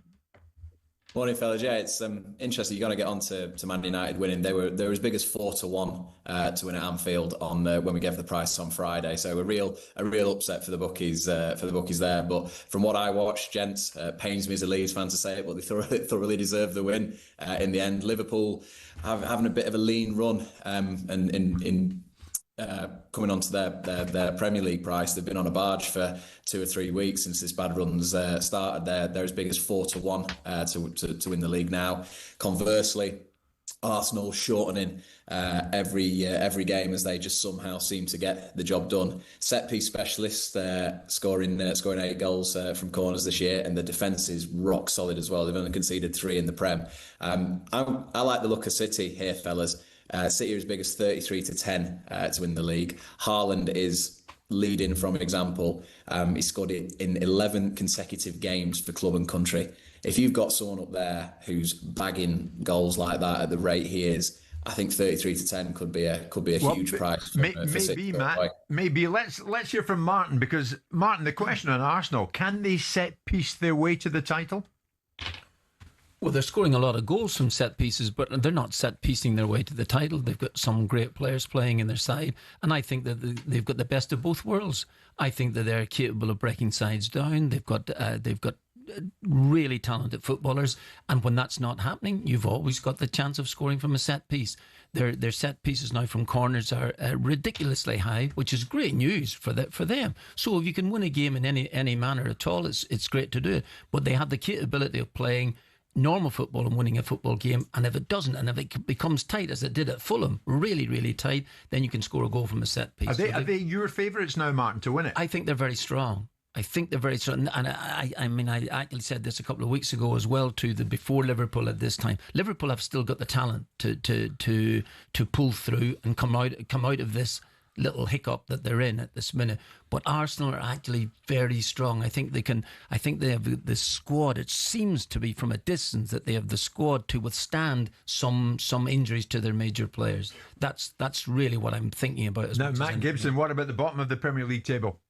Do we have to talk about it today, fellas? Yes. We do. Burnley, far too good for us, Jim. On balance, I think. In terms of creative, Martin's saying Arsenal have got bags of creativity and will create chances. Leeds United seem to create very few, and then when they do, they don't have an Erling Haaland type character to take them. And they were well beaten at Turf Moor, but again, looking at a couple of Martin's former clubs, contrasting weekends for them. Forest, we know the struggles that they've had. We know Andrew's gone 19 minutes after full time. Sean Dyche as short as 2 to 5 to take over. But what about Sunderland, Martin? Everyone keeps saying, particularly Leeds fans, trying to grasp at a few straws. When Sunderland's run gonna come to an end? But they've put a relegation rival to the sword, and they were probably good for a couple more goals based on the highlights I watched. Sunderland have been absolutely brilliant so far, haven't they? Oh yeah, it's a great effort. They made some investment in the summertime. People were talking about, I wonder whether these new players could gel or not. But it was important that they got the players in, because the squad that got promotion would not have been strong enough to sustain it this particular season. So it's a really, and I'm delighted for them, absolutely delighted. They've got points on the board early, because there will be a spell, whether it's before Christmas or after Christmas, where they will find points hard to come by. That's just natural. But they've got the points on the board at this moment, and it gives them great confidence to continue. It's a heck of a story, Simon, isn't it? 4 wins out of their 8 matches so far. The 7th Sunderland. Yeah, they've done well. I mean, ultimately, they would have been one of the teams that probably did for Ange Postecoglou in terms of when they beat Nottingham Forest at the City Ground. Most people would have picked Sunderland as a game that Nottingham Forest would have been expected to win in. They started the season great. They got this team turning up in West Ham that were just an embarrassment to themselves, and started with confidence, beat them 3-0, and have gone from there. And this young owner seems to find his way around things now. He seems to have learnt a lot from the experiences he's had. He's making lots of good decisions, one of them being the appointment of the manager, which most people at left field would have gone, I'm not sure about that. And, they lose Joe Bellingham in the summer. They use the money, they redeploy it. And most people would have thought losing a Bellingham would have been a massive challenge for them. But here they are. They're getting... You're right, Sam. You forget that, actually, Martin, that young Bellingham went to Borussia Dortmund. No, I hadn't forgotten. I remember that, He's a decent player. He's still got a lot to do to become the player his brother is. But at the end of it all, that they got some money. What do you think of his coach? What do you think of the coach? Well, I didn't know enough about him, so you're prepared to give him a chance. I was speaking up at Harrogate yesterday, and I was speaking to a number of Sunderland fans who were at a little function. And they are absolutely delighted. They're delighted that they're in front of a Newcastle at this minute for a start. Yeah. That's really important. But they're delighted with the coach. Good stuff. Can Sunderland keep it going? Can West Ham beat Brentford tonight? It's exclusively live on talkSPORT. What's your thinking on that, Matt? A whole lot around and about this fixture. Yeah, there's plenty going on here. Interestingly, lads, Sunderland actually have more points now than Southampton had in the duration of last season. I think that's just how well Sunderland are going. West Ham Brentford tonight. I'll be watching this one quite keenly with West Ham in the horizon on Friday night, Ellen Road. West Ham are outsiders. West Ham are favourites just about. But Brentford are pretty close in the market to them. 7-4 Brentford away, and West Ham 31-20 to win at home. 12-5 the draw. Nuno's first home game, lads. Nuno's already beaten Brentford, of course, with Forest earlier on this season, 3-1 on match day 1. You'd like to think for West Ham, if you're being optimistic, there's a new manager bounce. Can they make it a tough place to go on Monday night? He should shore things up at the back, and Brentford have been pretty poor on the road. 31-20 for West Ham, I don't think is a bad price, and it is a must-win game for them, isn't it? It is indeed. Nuno's first game at the London Stadium. Matt, thank you very much indeed. Visit betmgm.co.uk, download the app, 18+, begambleaware.org. It's showtime on talkSPORT with Ben and Veer. Get things golden with responsible play at betmgm.co.uk. 18 plus gambleaware.org. We're going to speak to a whole bunch of Liverpool fans the other side of the upcoming break. Before we do that, though, we're going to turn their attention to the number of Rangers fans who are calling in at this time, because maybe it was going to be Gerrard, then it wasn't. This is to take over following the departure of Russell Martin. Then it was going to be Kevin Muscat, and now it's not. Now it's going to be Danny Roll, it would appear. I wonder what Kev, the Rangers fan, first up, thinks of that. 03717 223344. Danny Roll, what do you think, Kev? No, because the thing is, Thelwell and Stewart have got to go, because all this is they're getting yet another yes man in that's going to bow to their will and their wants. Gerrard, are they interested in this tax rumour?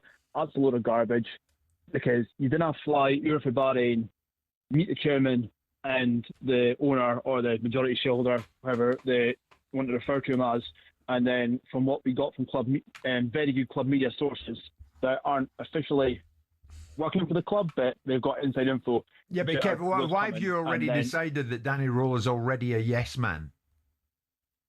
Because it's obvious with the fact that Kevin Muscat was coming and wasn't coming. Graham was signed, I's were dotted, the T's were crossed, then he met with Thelwell and Stewart, and suddenly he's not interested because of the recruitment side of things. Any manager that goes in there is going to be, yes, Kevin Thelwell, yes, Patrick Stewart, no, three bags full. That pair have got to get out of this club. But they won't. They're not going to. They're not going to. You might have to adapt to life with them there and Danny Roll in. Well, obviously I'm not in football myself, so I've not much choice in the matter, but that's just my opinion. Yeah. And they've got to go because they're not, Celtic aren't great. We're a hell of a lot worse. This should have been another season with an ideal opportunity to try and get ourselves into, at the very worst, a better title fight. But the way it's going, we're going to be lucky to make top six at this rate. And genuinely, and despite how much it pains me to say it, because obviously I want Rangers to win all the time, if Hearts do somehow do what is pretty much unthinkable and split us and actually win the league, it can only be good for Scottish football, in theory. Well, we're going to hear from Derek McInnes very shortly. Hearts certainly blazing a trail at the moment. Sam's a big Rangers fan. Martin's with me, Sam. So too is Simon. What do you want to say in this? As and when Danny Roll is appointed, would you have it? Are you having it? No way. Definitely not. Flip me, would I tell you? You have a manager there, Martin O'Neill, right? And Martin O'Neill, a part of the crack is that the Thelwell and these guys bring in the players, and the coach has to train them. He doesn't get picking these players. I never heard anything as more ridiculous in my life.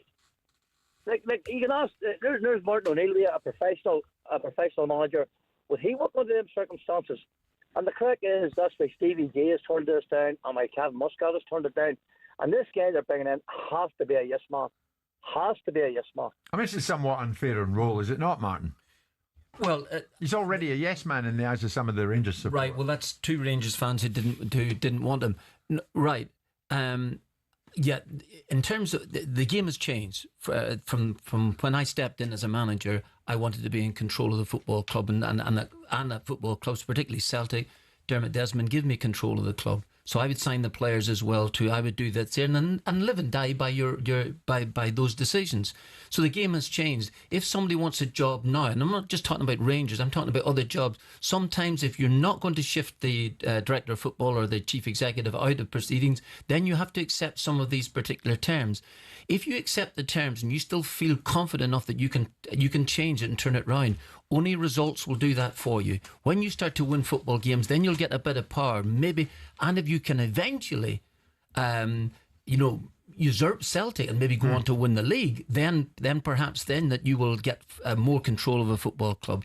But the caller's absolutely right in that sense. If you're taking the job under circumstances that you are going to be a yes man, and I don't know that. I genuinely don't know that. Then that is a problem. Simon, I'll put it to you. Why does a willingness, seemingly, to work with those above you all of a sudden make you a yes man? I don't know. Apart from the fella sounding like Jim McDonald from Coronation Street, I don't know where he gets his information from about why he's a yes man. Didn't he turn it down first time? Didn't he walk away from the equation and they've come back to him? Isn't that the case? It's our understanding that Roll, so that makes him pulled out of the race, probably less than a and now yes he's man. back in. I mean, just because some people, beauty's in the eye of the beholder. Not everybody thinks someone's brilliant. Not everyone thinks somebody's bad. If Danny Roll thinks it's an opportunity at Rangers and doesn't have the same opinion that maybe Steven Gerrard. I mean, if Steven Gerrard's issue was his tax, which people won't like to hear, but if that was the case, what's that got to do with football? That's not a football-related decision. That's a financially related decision. As far as Kevin Muscat's concerned, Kevin Muscat showed something very rare in football, which is he has a bit of integrity to his employers, which is, I took on a task. I've got 4 weeks to go on this task. I'm happy to take the Rangers job on, but I'm not taking it on the basis of until I finish my job over here, which is something Brendan didn't do when he left Celtic. And Celtic were happy to bring him back. That's their choice. And now they're reaping the whirlwind of that because Brendan's doing his usual, which is it's all about me. And so here we are now in a situation where you've got two managers that didn't want to come for different reasons. And people are grasping at the idea that it might just be Furwell, it might just be Patrick Stewart. And I, you know my view on the sporting director because of the people that I know that work with him. The fact is to jump to the conclusion that that you're a yes man. Why is that? Why is that conclusion being made? I don't understand where that information comes from. No one can possibly know the content of the interview. Yeah. No one can understand what went in those rooms. So why in God's name would you assume that they're yes men? You just described the fact, Martin, that you were very comfortable working with a man above you who was Dermot Desmond at Celtic, but he gave you your place, clearly, to run it the way you thought in terms of who you're going to sign, etc., etc. There's nothing to suggest to me that Danny Roll could be perceived as a yes man coming in here. No, that is true. You couldn't possibly know that. I mean, but there are, for instance, now in terms of getting a job in football, never mind whatever club it happens to be, there are certain things of which you might have to acquiesce. You might have to say, listen, I will go with this. Yeah. I'll have some say in players that come to the football club, which seems like anathema to me. But at the end of it all, it is something to get the job. You've got to back up your ego to a certain extent. Absolutely, you have to do that. And you did? Yeah. Well, yes. Thanks. Well, you went direct. No, so you were happy to work with the person that owned the club. That was good of you, because who else would you have worked with and for? So your attitude would have been, perhaps if you had to be forced to deal with the chief executive or a sporting director, you might not have liked that. That's true. That is true. But the reality is, so if you're at Sheikh Mansour and you wouldn't be dealing with him at Man City, you'd be dealing with a sporting director. Yeah. And so the dynamics of change of ownerships have changed. When you've got Dermot Desmond, who owns the football club and is involved in it, lots of football clubs are not owned by people that want to be present. They stick their guys in and let their guys run it. Right. It would seem Danny Roll getting closer and closer to being announced. We'll hear from more Rangers fans. Liverpool fans haven't forgotten about you. So many of you calling in after that defeat at the hands of Manchester United yesterday at Anfield. Amarim, the first manager to win at Anfield since 2016, the first United manager. We'll hear from some of you Liverpool fans very shortly. Stay with us.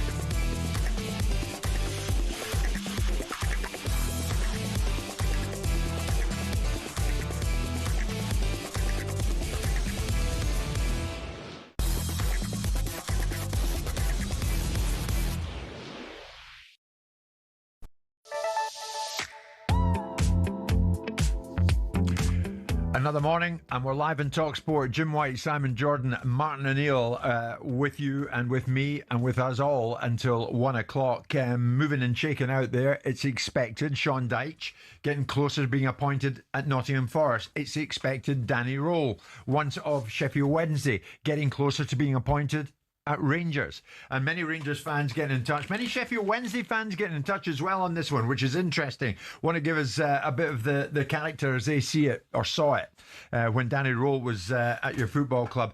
Billy's a big Rangers fan. Billy, what do you make of it all? The goings on at Rangers. Danny Roll, what do you think the reaction will be?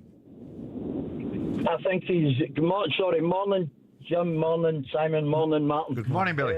I think he'll get the same reaction the previous manager. I mean, simply because his CV doesn't actually strike you as being the next Rangers manager. Yeah, but that wouldn't be fair, Billy, would it? To get the same reaction as that. I didn't think it was fair anyway on Russell Martin. He never stood a chance, really.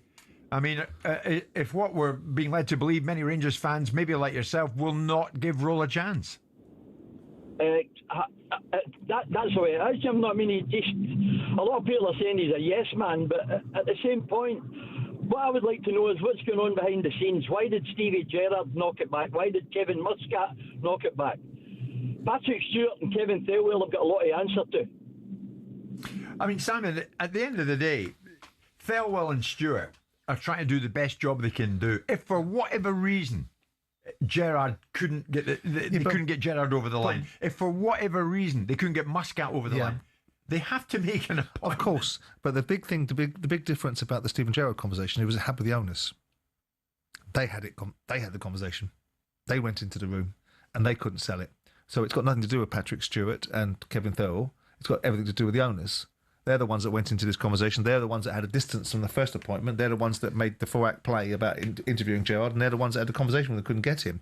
Now, again, if it goes back to the decision, which I think it does, but then I'm not privy to his tax affairs, I think the big part of it is the implications of the contract that he's got in Saudi, the money that he earned in Saudi, and the likelihood that he's going to have a significant tax bill if he works in his hours again. Yeah. But you must have known that walking into the room. And surely, Billy, before he manages his first game, if indeed that is what Danny Roll is going to do, you would give him a chance. We'd give him a chance, yeah, but at the same point, I mean, if he was that good a manager, there wasn't any compensation fee to pay to anybody. You know what I mean? He left Sheffield Wednesday. If he was that good a manager, why would somebody else not come in for him? Is there anything in that, Martin? Martin O'Neill's with me, Billy. Yeah, but the answer is I don't know that. I don't know whether there's anybody in for him or not. I just know that he's been a manager at Sheffield Wednesday. Simon mentioned to me earlier that the players at Sheffield Wednesday really liked him. I think you just, if he's going to become your new manager, you just have to give him a chance. Yeah, Billy, thanks for that. Steve's a Sheffield Wednesday fan. Steve, if Rangers are indeed to get Danny Roll, what kind of guy are they getting? What we'll be getting is a manager that unites both the club, the fans, and the staff. I believe that there's no ceiling in where Danny Roll can go. He's such an intelligent, articulate person that really gets the best out of every single player. And if he can do that at Sheffield Wednesday, he certainly can do it at Rangers. That sounds good, doesn't it, Steve? Thank you for that. Steve's a Sheffield Wednesday fan. Martin saying Roll is the kind of guy that gets the best out of every single player. If that's the case, what's the problem? Well, that's lovely to hear, actually. I know it's only just one fan, but it's great to hear that he's had that impact at the football club. That's a start. Yeah. I mean, he was linked with the Leicester job, wasn't he? He was a bookie's favourite for the Leicester job. He had chaos at Sheffield Wednesday, don't you remember? He came back and then all of a sudden Chansiri wasn't paying people and all of a sudden he left and then he came back again. And then Barry Bannon came out and criticised the fact that the manager hadn't turned up for training because there was an issue and this. So there's a whole chaotic scene behind the scenes. But if you listen to some of the media reports and some of the way the players were talking, about a year ago when Sheffield Wednesday were all over the place and he came in and solidified them and pushed them up the table. Yeah. And there was a real feeling that this manager's got real chops. There's real capabilities here. And he's been linked to a number of jobs. He's linked to the lesser... The answer go back to the question that someone said, well, if he's so good, why hasn't he been linked to anybody? Well, he has been linked to Leicester City. Right. He was linked to that particular job. Yeah. And as far as compensation was concerned, if people know the chaotic scenes behind Sheffield Wednesday and the contracts that are in place there, given the fact that they haven't been paying anybody for significant periods of time, most of the contracts will have lapsed if indeed the beneficiaries of the contract wanted them to lapse. Yeah. So let's get the full picture, because it's like creating narratives. Yeah. And we create narratives. Like the narrative that was created around Russell Martin was crap. He was not a failure. He was not a loser. He dragged Southampton out of the Championship. It was him that did that. And okay, he got caught in the bright headlights of the Premier League. But that doesn't make him a failure. So the narrative was seeded into people's thinking. Yeah. And if you don't stop this sort of thing, it's like the old expression, isn't it? A lie is halfway around the world before the truth even gets its boots on. You've got to get things into perspective. And if you don't do it properly, all of a sudden, that's what people think of you. Exactly. Danny Rowe getting closer to being named Rangers manager. Sean Dyche very much in the mix for Forest. When you'll know it's 12 noon.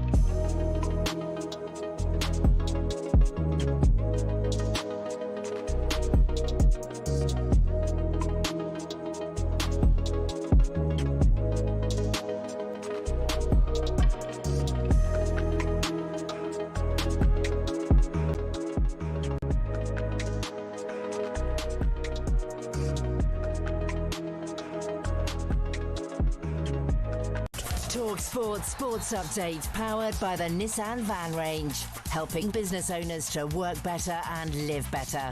Search Nissan Vans or head to your local Nissan Van Centre. With your headlines at 2 minutes past 12, I'm Nick Ellaby. Good afternoon. We're told Sean Dyche could be in post at Nottingham Forest as early as today. Our reporter Ben Jacobs told us there was only one small sticking point in negotiations. Dyche was not prepared to come in until only the end of the season. He wanted a long-term deal. Nottingham Forest have agreed to that. And Steve Stone and Ian Wone, Forest legends, are expected to be part of Dyche's coaching setup. Forest away at Porto in the Europa League is live on talkSPORT on Thursday night. Now, we're told Danny Röhl is close to taking over at Rangers, despite previously ruling himself out. That's after Kevin Muscat walked away. Simon Jordan's criticised Rangers' hierarchy for their very public search for a new manager. And Martin O'Neill's called out what he sees as poor recruitment. Rangers are a great football club, but some of the players there are just undeserving of playing for Rangers. Seriously, undeserving of it, and should never have been there in the first place. Now, how do you fix Liverpool's defensive problems? Mark Lawrenson told us it's not rocket science. You get everybody as your back four, you get them really, really tight, and you say to them, right, you know what, we are not going to concede today, whatever happens, and then maybe drop one of the three of the midfield players into somebody just in front of the back four. Arne Slot does admit he has a challenge on his hands after Liverpool's 4th defeat in a row at home to Man United. Meanwhile, Jurgen Klopp says theoretically it's possible he could come back and manage Liverpool again, but wouldn't take any other job in England. Klopp's also told the Diary of a CEO podcast he doesn't miss coaching right now. And England have won the second T20 in New Zealand by 65 runs. There's loads of reaction on the talkSPORT Cricket YouTube channel. talkSPORT News. A major outage has knocked out some of the world's biggest apps, and Prince Andrew gave up his Duke of York title after King Charles said he would take stronger action if he didn't. There's more from the news team at past. talkSPORT weather with QuickFit. With a huge range of premium brands available, we've got what you need to drive away happy every time. Visit your local centre or quickfit.com and book today. Fine day for most of Scotland. Elsewhere, a mix of sunshine and heavy showers, some with hail and thunder, blustery in the south.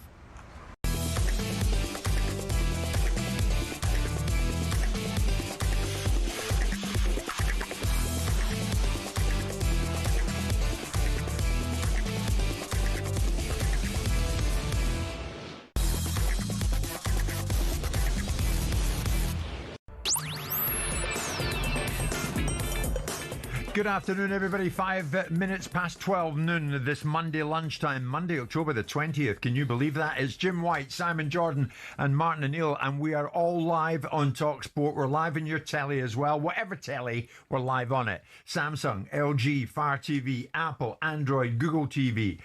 I know none of these, Martin, but I just go for it every time I announce this. Even Prime Video. We're everywhere you want us to be, and you can watch the show as well as listen to it. Who knows what's going to happen in the final hour today? Maybe we'll get news that Sean Dyche is done and dusted at Nottingham Forest. We'll maybe get news that Danny Roll is done and dusted at Rangers. It would seem Roll very close to being appointed now. That's the latest word I got in the last commercial break from a source in Glasgow. We shall keep a very close watch on that. Danny Roll, the German manager, just 36 years of age, formerly of Sheffield Wednesday, maybe soon to be of Rangers. But what did we witness at Anfield yesterday? We witnessed Manchester United leaving with all 3 points. My goodness me, we haven't seen that in a long time. Ruben Amorim is the first United manager to win at Anfield since 2016.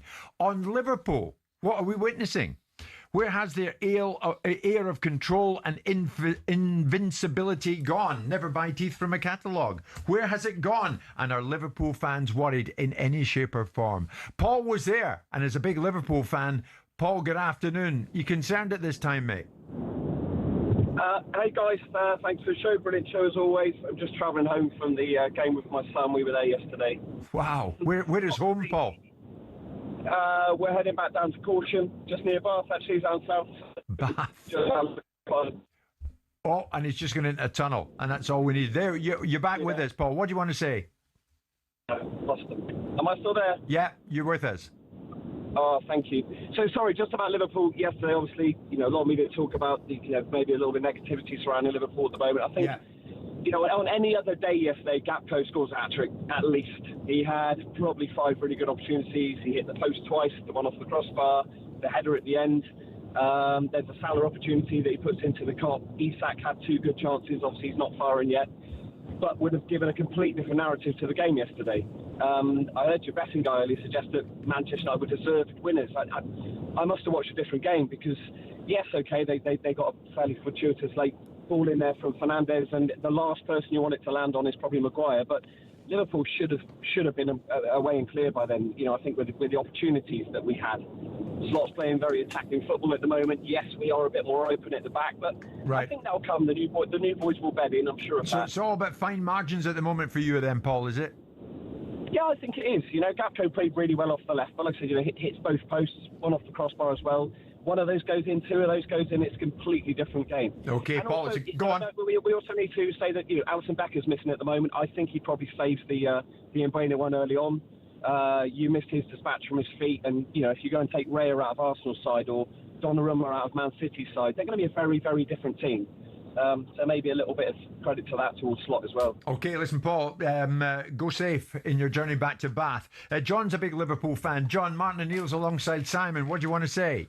Hello, boys. You okay? Yeah. Good, mate. Good to hear from you. Yeah, I want to come on. I don't want to sound like Slot out and all that, because I've drove home from away games over the years. You hear all these fans coming on, fan calling for managers. I'm not like that.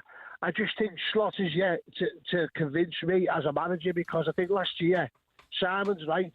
We were basically given the title last year because City and Arsenal didn't play well, and Liverpool's football last year was not good. And one thing that alarms me is Slot, like, well, there's a couple of things that alarm me, but one of the ones, Slot came out last year and said, I will buy a number 9. I have number 9s, basically, and I'm words to that effect in my team. But the football we play doesn't suit a number 9. If you put Fowler, Drogba, Shearer, proper number 9s in a role in that team, they wouldn't score to the ratio that they did. And he needs to have some brick walls and drop. Doesn't matter if it's nearly £300 million worth of talent. He's got to say to Isaac, Waits, and Kerkers, especially that Kerkers is atrocious. You're not in the team, basically.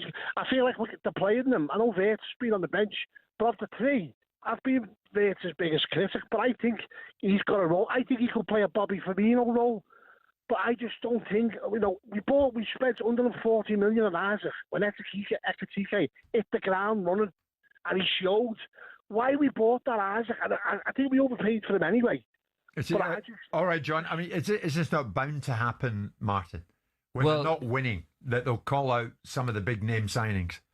Well, John, I must admit I'm really surprised. First of all, you said that you haven't been convinced by the manager yet that they were given the title. I've had this conversation with Simon. They weren't given the title. They were, they worked for it, and just because it seemed seamless that they go in, he steps in from a football club. He had to make some sort of changes to the way that they played the game. I know it was a bit of up and at them with Klopp, which was great and which I loved, I must admit.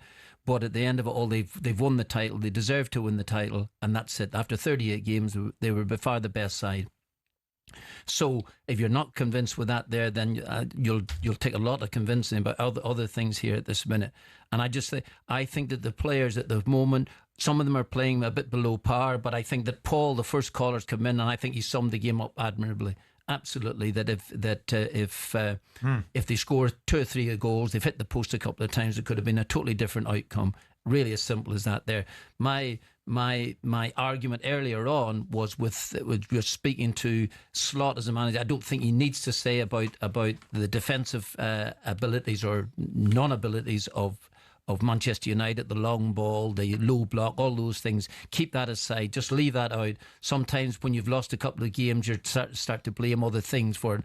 Just leave that out of the equation. Liverpool will get themselves together again, and they will be big. They'll still be big challenges for the league. And maybe if they take the league next season with 2 successive league titles, you might change your mind about the manager. Yeah, I think Martin's right, Simon. On any other day, Liverpool would have hit the back of the net more than once. Sure, and by the same token, Bruno Fernandes should have scored another goal for Man United to put them 2-0 up. True. I mean, I look at the Slot thing and say, no one is disputing that Liverpool deserved to win the title last year, because after 38 games, you win the title. You deserve to win it. You're the winner. What we're talking about is the nature of the challenge and how far you were pushed and how far you might be pushed this year and what questions you might be asked this year, because you were asked questions by PSG, out you went of the Champions League. You were asked questions by Newcastle, and out you went of the League Cup final. Now, in the league, the questions you can be asked are who's going to push you and how psychologically hard are you going to be pushed by the opposition nipping at your heels all the way. Man City fell off a cliff. Arsenal weren't the same competitive force that we thought they were going to be. Chelsea weren't really in the mix post-Christmas. So Liverpool didn't have the same rivals in the mix that other people have had previously. There wasn't this Liverpool-Man City rivalry. Now, this year, for a variety of reasons, Slot's got to... He hasn't got the luxury of inheriting a team that was good to go. It's a plug and play. Yeah, you've got to sophisticate it, and maybe your voice has got to be heard. But you had the wonderful embarrassment of riches of not having to do very much, not even buy a bloody player. Yeah. This time round, you're now having to do something different. The competition has got stiffer. And we will see how good Slot is when he doesn't quite get the same opportunities as he might have had last year. Absolutely. There's Danny. Hello. Danny's a Manchester United fan. What about us? We won it. You're right. Danny, this was Amarim. No, I want you guys to continue with the narrative that you are. So don't change that. That is best for me. So I will not now increase the goal or whatever. No, you continue now with the same narrative. What we need to do is try to win 3 games in a row, and then forget about the top 4, top 6. We already said that we need to go to Europe, but this doesn't change nothing. We are the same team that we were 90 minutes ago. The way people see the team is different, but we are the same team. So we have a lot to do. We had some luck in the few moments. We had an amazing spirit. We need to take all of that to the next game. So the goal is always the same. See, I like that, Martin. Amarim's basically said post-match, everybody's got to keep their feet in the ground. I mean, it's the first time they've won back-to-back league games. He's right. Of course he's right. Yeah, I mean, Manchester United have won a big game, and that's great and great for confidence, but that's all it is. It is, Harry Maguire said, last night, it's 3 points. Yes, the significance of the 3 points is that you won at Anfield, and that gives you an enormous boost. But it's 6 points from 2 games, and Amarim's absolutely right. I think in a way, and it's a point I might ask Simon about, I think him being given that sort of like a vote of confidence. It wasn't just a vote of confidence from Ratcliffe. It was an endorsement of saying it next 3 years. Now, Amarim's come back and said, and quite rightly said, we don't get 3 years, we need to win football matches. But I bet you, for a second or two, that was like music to his ears, really. He's listening to that there. The owner of the football club has come in and said that. And immediately fans start to think, oh gosh, he's going to get a longer time. It's great. And it's, I don't know whether it's coincidence, but they go and win a game. They play with a lot of drive, which is great, and a lot of determination. And he said himself at the end of the game, what do you think won the match? For his spirit. Well, that's lovely to hear again. It genuinely is. And it takes what they call noise these days away from you for a while. It's lovely. It's true, Simon, isn't it? The noise goes for the time being. But he's on a roller coaster, isn't he? I mean, he gets smashed to pieces by Man City and the world is on him. He goes and beats Chelsea. All of a sudden, United are in ascendancy. They get destroyed by Brentford and put in an abject performance. All of a sudden, United are falling apart. And they've got 2 decent results. Sunderland, they should beat at home. They're a promoted side that's going well, but notwithstanding that, Old Trafford is Old Trafford. And they've beaten Liverpool. So he builds from it. I think most orthodoxy, despite the fact that I don't like to spend my time being confronted with orthodoxy, would have said, because no one could work out what Amarim's doing. No one can work out how you get to come into a football club and make it significantly worse, and yet still get the support from the fans, get support from the owner. And that was the question. And everyone you spoke to doesn't quite know where Amarim really is and what he's all about. One thing doing it in the Portuguese league, another thing doing it at Man United. Yeah. And we had this to and fro last week about Ratcliffe, didn't we? About Ratcliffe coming out and saying, I'm going to give him 3 years. And the only person that really knows what's behind the scenes are the people that are seeing this young manager behind the scenes and what he's doing. Of course. Martin, did you ever get this great endorsement when you didn't expect it? Like Amarim getting that from Ratcliffe last week from one of your owners. Martin, you're here, not just funnily enough, I will actually mention Dermot Desmond again, believe it or not, because when I went, he had a choice of big managers at the time, so he took me on. We didn't really know each other at all. And then early results had gone in my direction, which was a bit of a change. Then we'd beaten Rangers 6-2 in a match after about the 4th or 5th game, and it was all roses. It was great. Then we go to Ibrox in November and get absolutely smashed. We were beaten. They were too strong for us. They overpowered us. They were everything. They beat us 5-1. Now suddenly we're back and it's on again. The fight is back on. And Dermot Desmond came into a dressing room. We were despondent. It was like a scene from one of Milton's Paradise Lost, where Lucifer is lying down with the rest of his angels and stuff like this here and saying, well, listen, we're going to have to rise from it. And Dermot Desmond took that as an amazing positive. He didn't see one smiling face. And I remember him saying, now I know that we've got a manager, which was really nice to hear, that we've got a manager, all because he saw a scene here where boys weren't on their phone. They were just totally despondent. They were dispirited, as I was. And that was like a sign of endorsement for me. And we continued on. We never lost another game to them. Milton's Paradise Lost. Listen, I did that for A-level, and that was on. I'd only threw it in there. So, And I love it. Martin O'Neill with us all the way through until 1. Stay with us.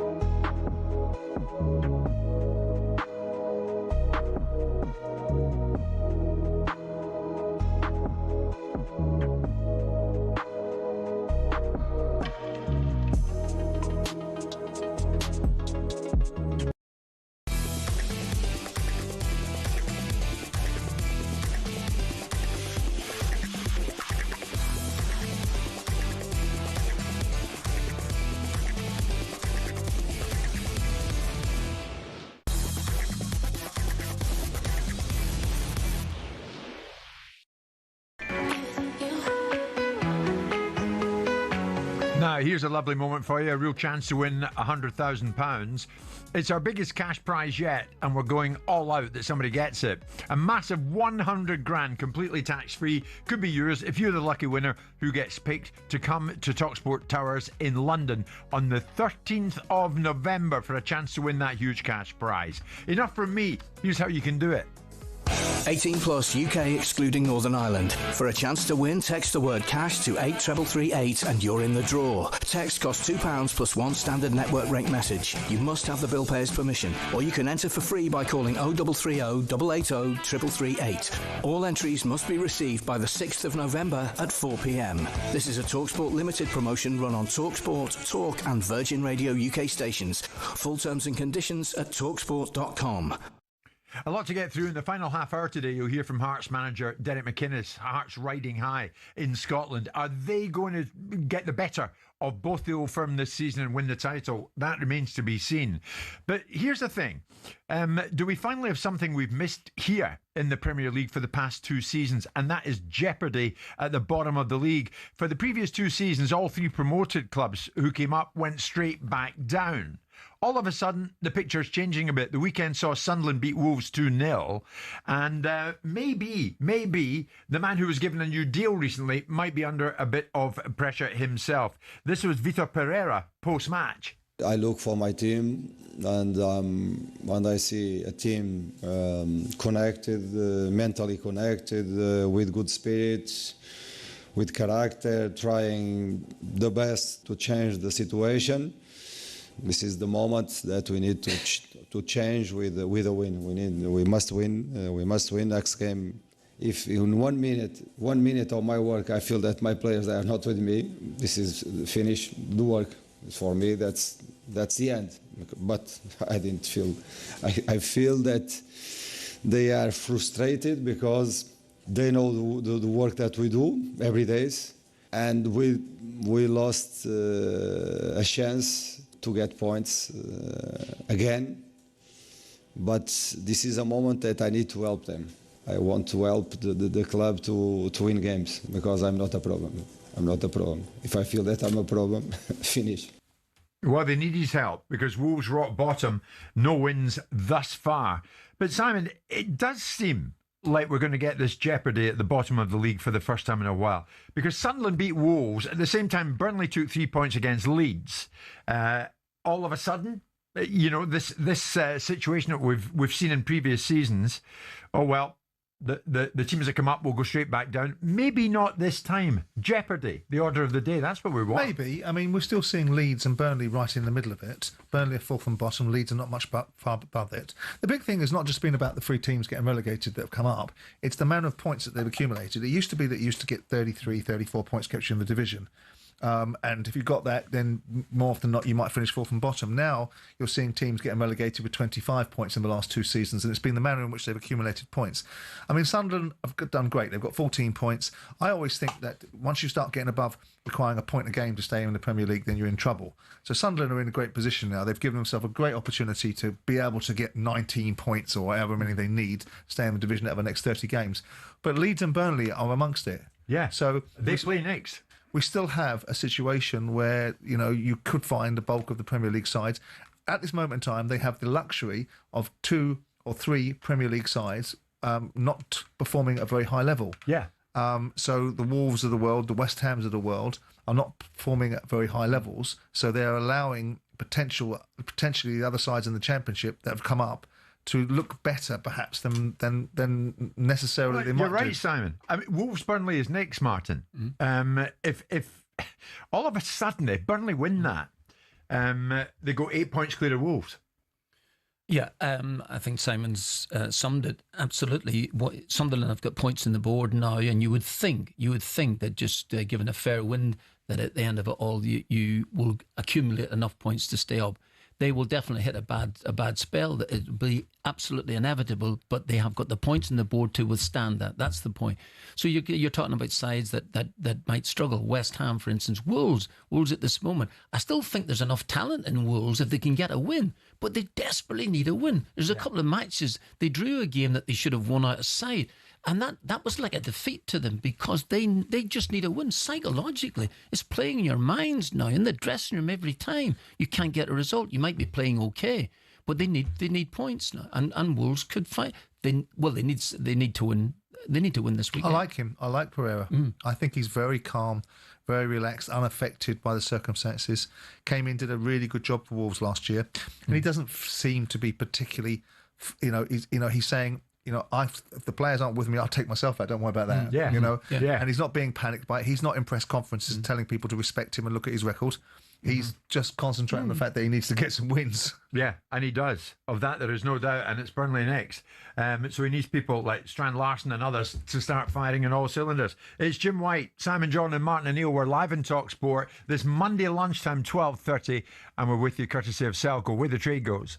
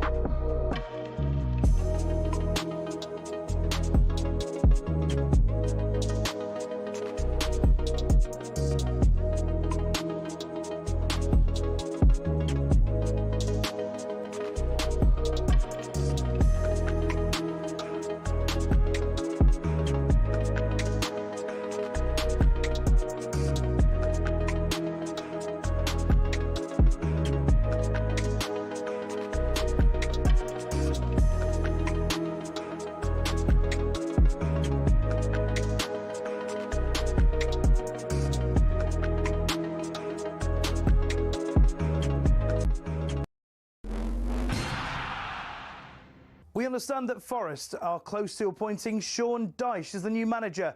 On breakfast, the Forest writer Paul Taylor says Marinakis would probably admit that hiring Big Ange was a mistake and recalled the owner's promise to get Forest into Europe. I think people thought he was a bit overly ambitious at that point in 2022, but obviously that's where he's got them. So I think he's done what he said he would do at Nottingham Forest, and has probably earned the right to kind of make these decisions. Forest are away at Porto in the Europa League, live on talkSPORT on Thursday night.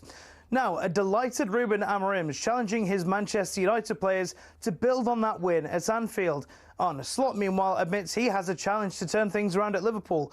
But that's par for the course in management. When you do well, you go to a bigger club and people are like, let's see how he does over there. Then you go being the successor of Jurgen Klopp and people say this is the biggest challenge you've ever faced. And then now we've lost 4 times in a row. And that's also a challenge. Rugby Union now, and the former England centre Stuart Barnes is calling for the 19-year-old winger Noah Kalawori to be fast-tracked into the England squad. Here's talkSPORT's Alfie Reynolds on why. In only his first start in the Gallagher Prem on Saturday, he scored a remarkable 5 tries and was described by the former Wales captain Sam Warburton as having the best aerial ability he's ever seen. You can get more on talksport.com.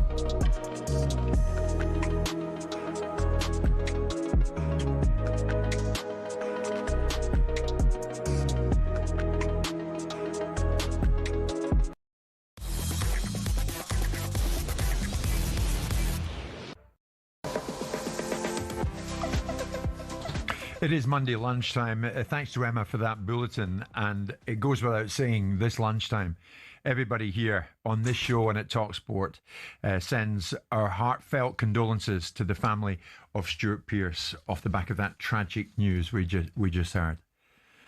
It is Jim White and Simon Jordan and Martin O'Neill this Monday lunchtime. We are into our final half hour, and I wonder what Hearts north of the border are getting themselves into.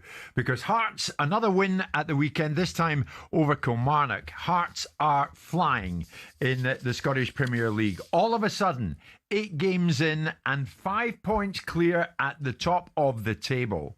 Derek McInnes and his Hearts side are absolutely flying, as I say. And might this be the season that they see off not just one, but both of the old firm? I spoke to Derek just before we came on air and asked him if he could have ever imagined this some weeks ago. We're really happy with what the players have gave us from the outset, from first day of pre-season and testing. They've been nothing but short at first class. I think you always hope to get in a new club to try and get off to a strong start. You know, it's like in Scotland, there's very little between a lot of the teams, so to get that winning formula and winning run is not easy. And all the games have been challenging in their own rights, but we'll enjoy it while it's going, Jim, to be honest, because a lot of the time football, you're searching for form, you're searching for confidence, you're searching for those wins, and at the minute we're enjoying where we are, but you know, it's still in its infancy, but nonetheless it's a very strong start from us. What's been the difference, Derek? What's been driving this for you?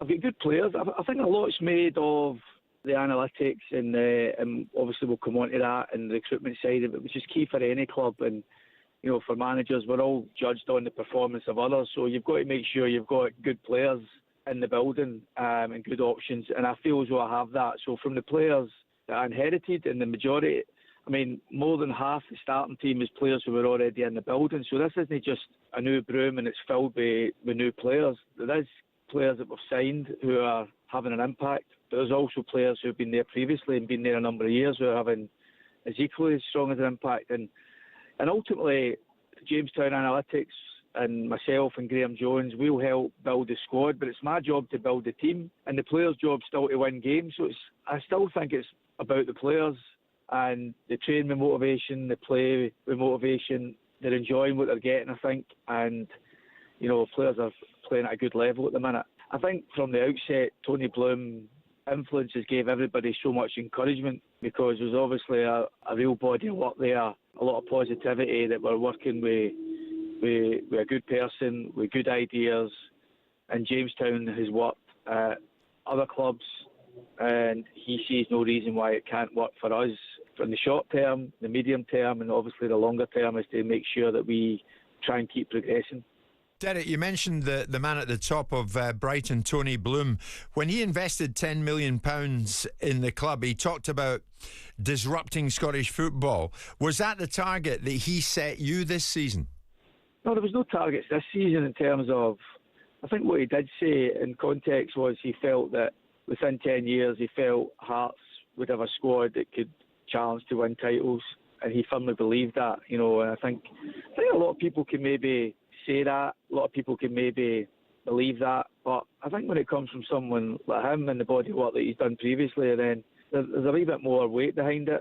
There's a bit more gravitas with that. There's a bit more evidence there that, you know, that we're working with people who have full confidence in what they're doing. The 10 million investment for a club like Hearts, any sort of investment is well received. We've had strong investors before. We continue to be well supported by James Anderson, who supports the club brilliantly. And 10 million isn't going to bridge the gap between Rangers and Celtic. You know that and I know that. I mean, Celtic Rangers can go and spend 10 million on one player. 10 million investment was well received, and it's right across the whole business, that 10 million over a period of time, over a period of a few years. It's not that that's going to bridge the gap. It's the knowledge, it's the analytics, it's the recruitment, it's the expertise in that field that we feel and the club feels and Tony feels that that's what will help bridge the gap, not the money. We've spent just over £2 million putting this squad together. Our net spend is only a couple of £100,000 at the minute. It's not as if we're all of a sudden awash with millions and millions of pounds to spend, but it's the expertise, I think, that sort of department that's given everybody the encouragement and the confidence that we can continue to improve. I hear what you're saying, Derek, but in normal times, psychologically, the idea of another club toppling the old firm would feel impossible. Maybe not now because of what you're doing. I always believe that there's a chance that a club out with Rangers and Celtic can have that special season. Now, whether it's Hearts, whether it's other clubs that can achieve that, but I think you've always got to try and work towards that. We've had a strong start. The season's in its infancy. We're only 8 games in. I always feel, and I'm not trying to downplay it, but we've got to be a reality here that whether you're playing poorly at the minute as a club or whether you've started the season well as we have, I always think after the first couple of rounds of games, and that's normally about Christmas, New Year, you start to have an idea of where everybody's at. The teams that are fighting relegation, the teams that are fighting for Europe, and the teams that are fighting for the title. And we're just trying to keep our head down and just work hard and improve as we go along. If we can continue to improve day to day and improve our performances, then of course we feel there's more wins in us than not. But there's also defeats in us and a belt in the mouth round the corner if we don't do our work right, and we just have to try and keep doing our job well. Derek, you know, finally, historically, no team has won the league outside the old firm in 40 years. I think you were 14, Derek McInnes, when Sir Alex won it with Aberdeen. Is this on? For us, I'd be more qualified and feel more comfortable answering that type of question around about Christmas in January. At the minute, the only thing that's on is us off to a strong start. Can we maintain it? There's so many people out there who are desperate for us to fail. I think guys like yourself and the media and a lot of other people from out west would love to see a challenger to try and kind of break that monopoly. And I get that. But equally, every club we play against now are the club that's desperate to stop us. And Rangers and Celtic and everybody else, they'll start to get a wee bit annoyed with us if we keep winning games. And I do think we're annoying people at the minute. And hopefully we can keep doing that. That was Derek McInnes, who is guiding Hearts to a tremendous start to this season. Top of the table in Scotland, 22 points, winning 7 of their first 8. And Martin O'Neill in studio with Simon and myself. Martin, that 40-year-long Old Firm domination, you are a part of that. Do you sense something is on here with Hearts? Well, listen, we're 8 games into the season. He said it himself, Derek. So I think there's a fair distance to go. I am surprised, I must admit. But it's great, and it's great for Scottish football. Can they sustain it to the end of the season? I don't know. But Celtic's results haven't been terrific. Then lost there, and Rangers are they're a basket case at the moment. They're a basket case at the moment. I mean, when you look at it, maybe it's maybe. I'll say that maybe. Yeah, I think you like the way Derek McInnes spoke there, though, Simon.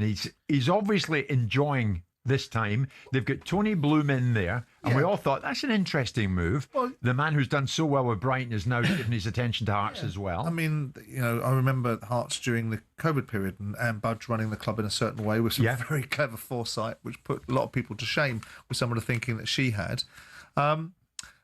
Look, I mean, Tony Bloom will add some value. I mean, Derek McInnes is catching a wave right now, and fair play to him. We didn't see this when he was at Bristol City a few years ago. That was a very difficult period for him. We've seen him do jobs at Kilmarnock and at Aberdeen. He's 8 games into a season. So I would love it if Hearts were to win the Premier League, or anyone else but Rangers and Celtic were to win the Premier League, because I think it would be the Scottish Premier League, because I think it would be a great thing for Scottish football. Yeah. It needs a shot in the arm. It needs a different level of interest. It needs something rather than the old, same old, same old. Even if you're not particularly good in the old firm, you still win the league. It needs something like that for Scottish football. Do I think that's going to happen? Probably not. I hope I'm wrong. I hope that Derek McInnes is still hitting at the high spots. Yeah. Continuing to win games in December and January, so that the conversations will start being had with him about can he win the league. Yeah, it'll be interesting to see who he introduces, maybe the other side of the new year, because Hearts no doubt will strengthen in that time. Meantime, up at Dens Park, Dundee, Celtic came to town and tennis balls and oranges were thrown onto the pitch in an organised protest. There were chants of sack the board from the away fans as banners were also raised, and Celtic went on to lose the game by 2-0.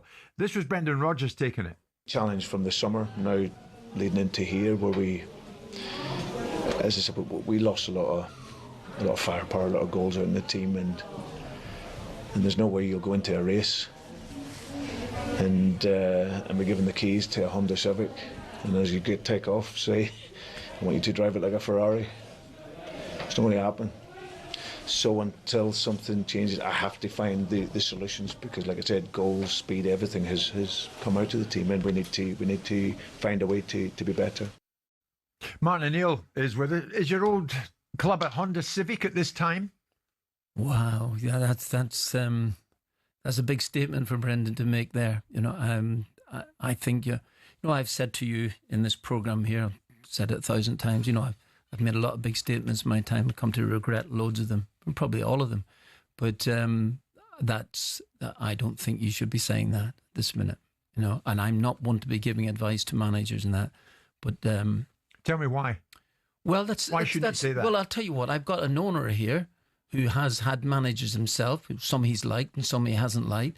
And I don't think, and I'm not even going to speak for Simon, he might totally disagree, but if someone is saying a manager's making that comment, you feel as if it's actually directed at you, and that you have not given him the tools to go and do what he's to do. Now, we all feel like this as managers, that's right. And owners feel differently. They feel as if, I haven't given them and they hasn't blinked and well done the job. But at the end of it all, it's just like, well, what? Yeah, no, what I agree with yourself? you. I mean, listen, I think Brendan's a very capable operator, but Brendan Rodgers is always and has forever been in the Brendan Rodgers business. And so now it no longer suits him to be at Celtic because he can't get precisely what he wants. And so I'm sure we'll see the back of Brendan somewhere during the course of this season, if not during it, but at the back end of it. I mean, are you telling me that you want to draw parallels between the teams that knocked you out of the Champions League opportunity and Dundee as to the reasons why you can't get outcomes? It's not good enough. It's not good enough. This is a manager that's lost his direction, or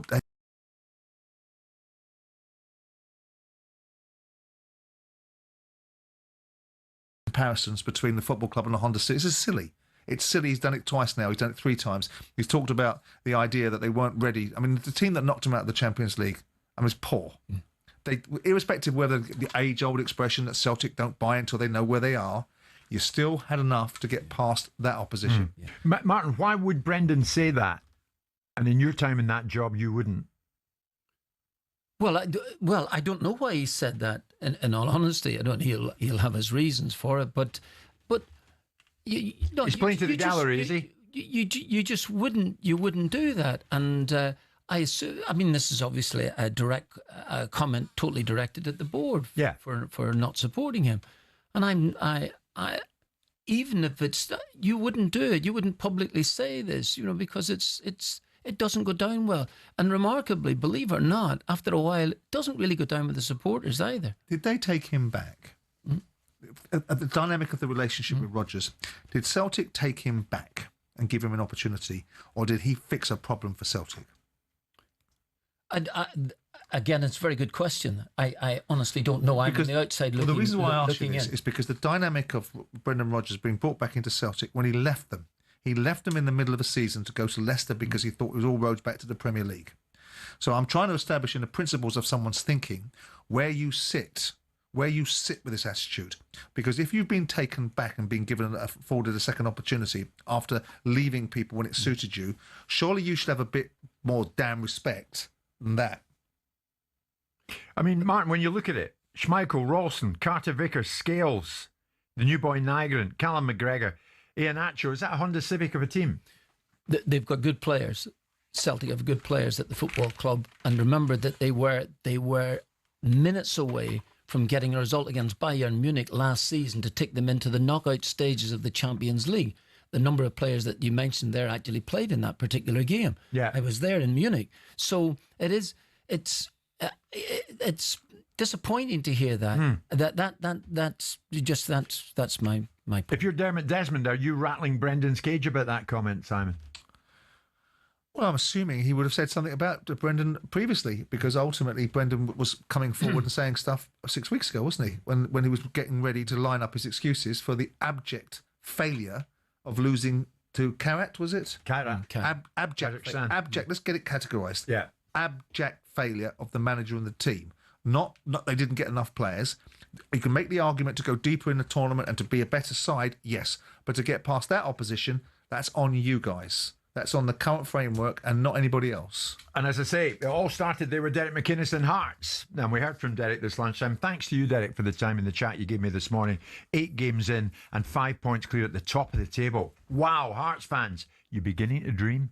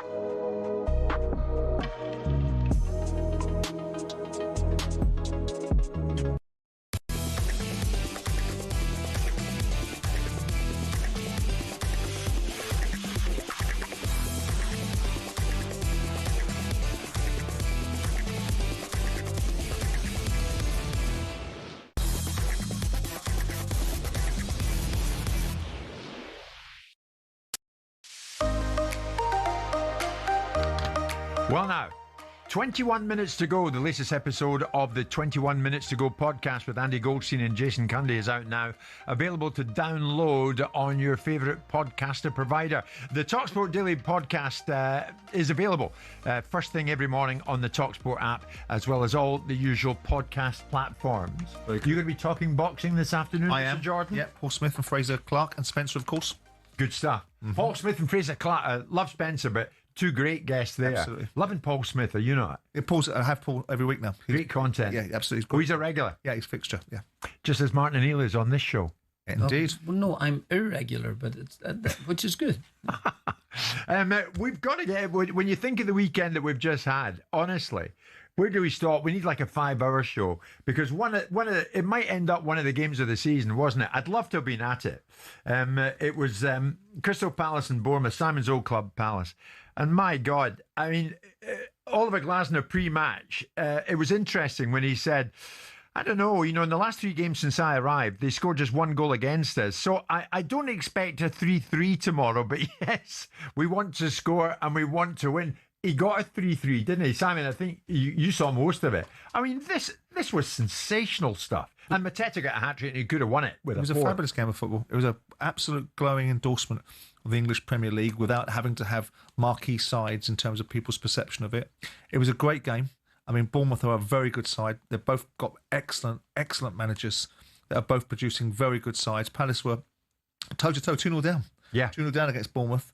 Mateta missed a hatful of chances and ended up getting a hat-trick. And if you look at the players on the field, I thought that some of the players that they had out there, Muniz was outstanding. Walton was outstanding. I mean, the headlines will go with Mateta, but the whole side, I thought Gehi was composed. The goalkeeper did a good job. But Bournemouth are a very good side. I mean, I love the boy Semenya. He's brilliant. He's some player, isn't he? Yeah. Yeah. I was surprised this summer that He hadn't one gone. of the big I was. Semenyo, he's a He'll be unit, gone, isn't he? He's fantastic. He'll be gone this summer. He's and of course, a lot of the talk amongst Palace fans, Simon, is will Oliver Glasner sign a new deal and stay with the football club because they love him there, do they not? I mean, they won the FA Cup under him and they won the Community Shield.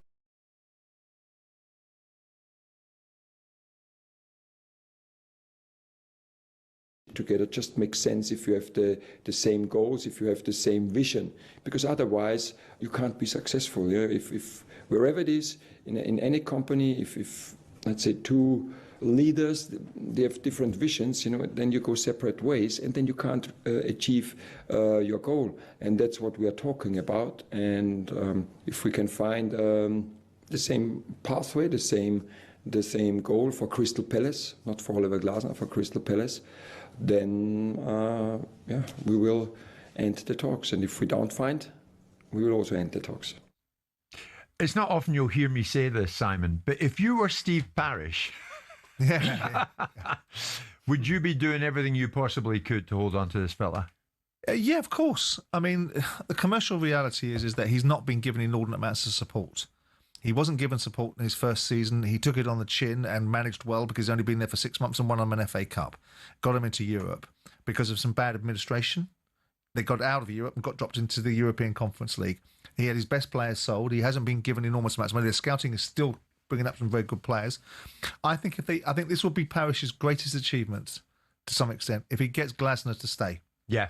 Because my view is it's going to be very difficult for him to stay. And I suppose it depends what's around. There'll be some jobs. If the jobs are around, if there's no really good big jobs around at the end of the summer, at the end of the season, or the middle of the season, then Glasner may well sign a new contract. My view is that it's going to be difficult because I don't think he feels he's been backed. I think he gets on with it. I think he gets on with the opportunity. He's built a side. Palace are looking really good right now. As long as they can keep this group of players fit, they'll continue to do okay. It's when they lose players for injury. I think that's right, Martin, isn't it? I'd love him to stay there. I was going to ask you, Sam, what is Crystal Palace's ambition, or what do you think it is?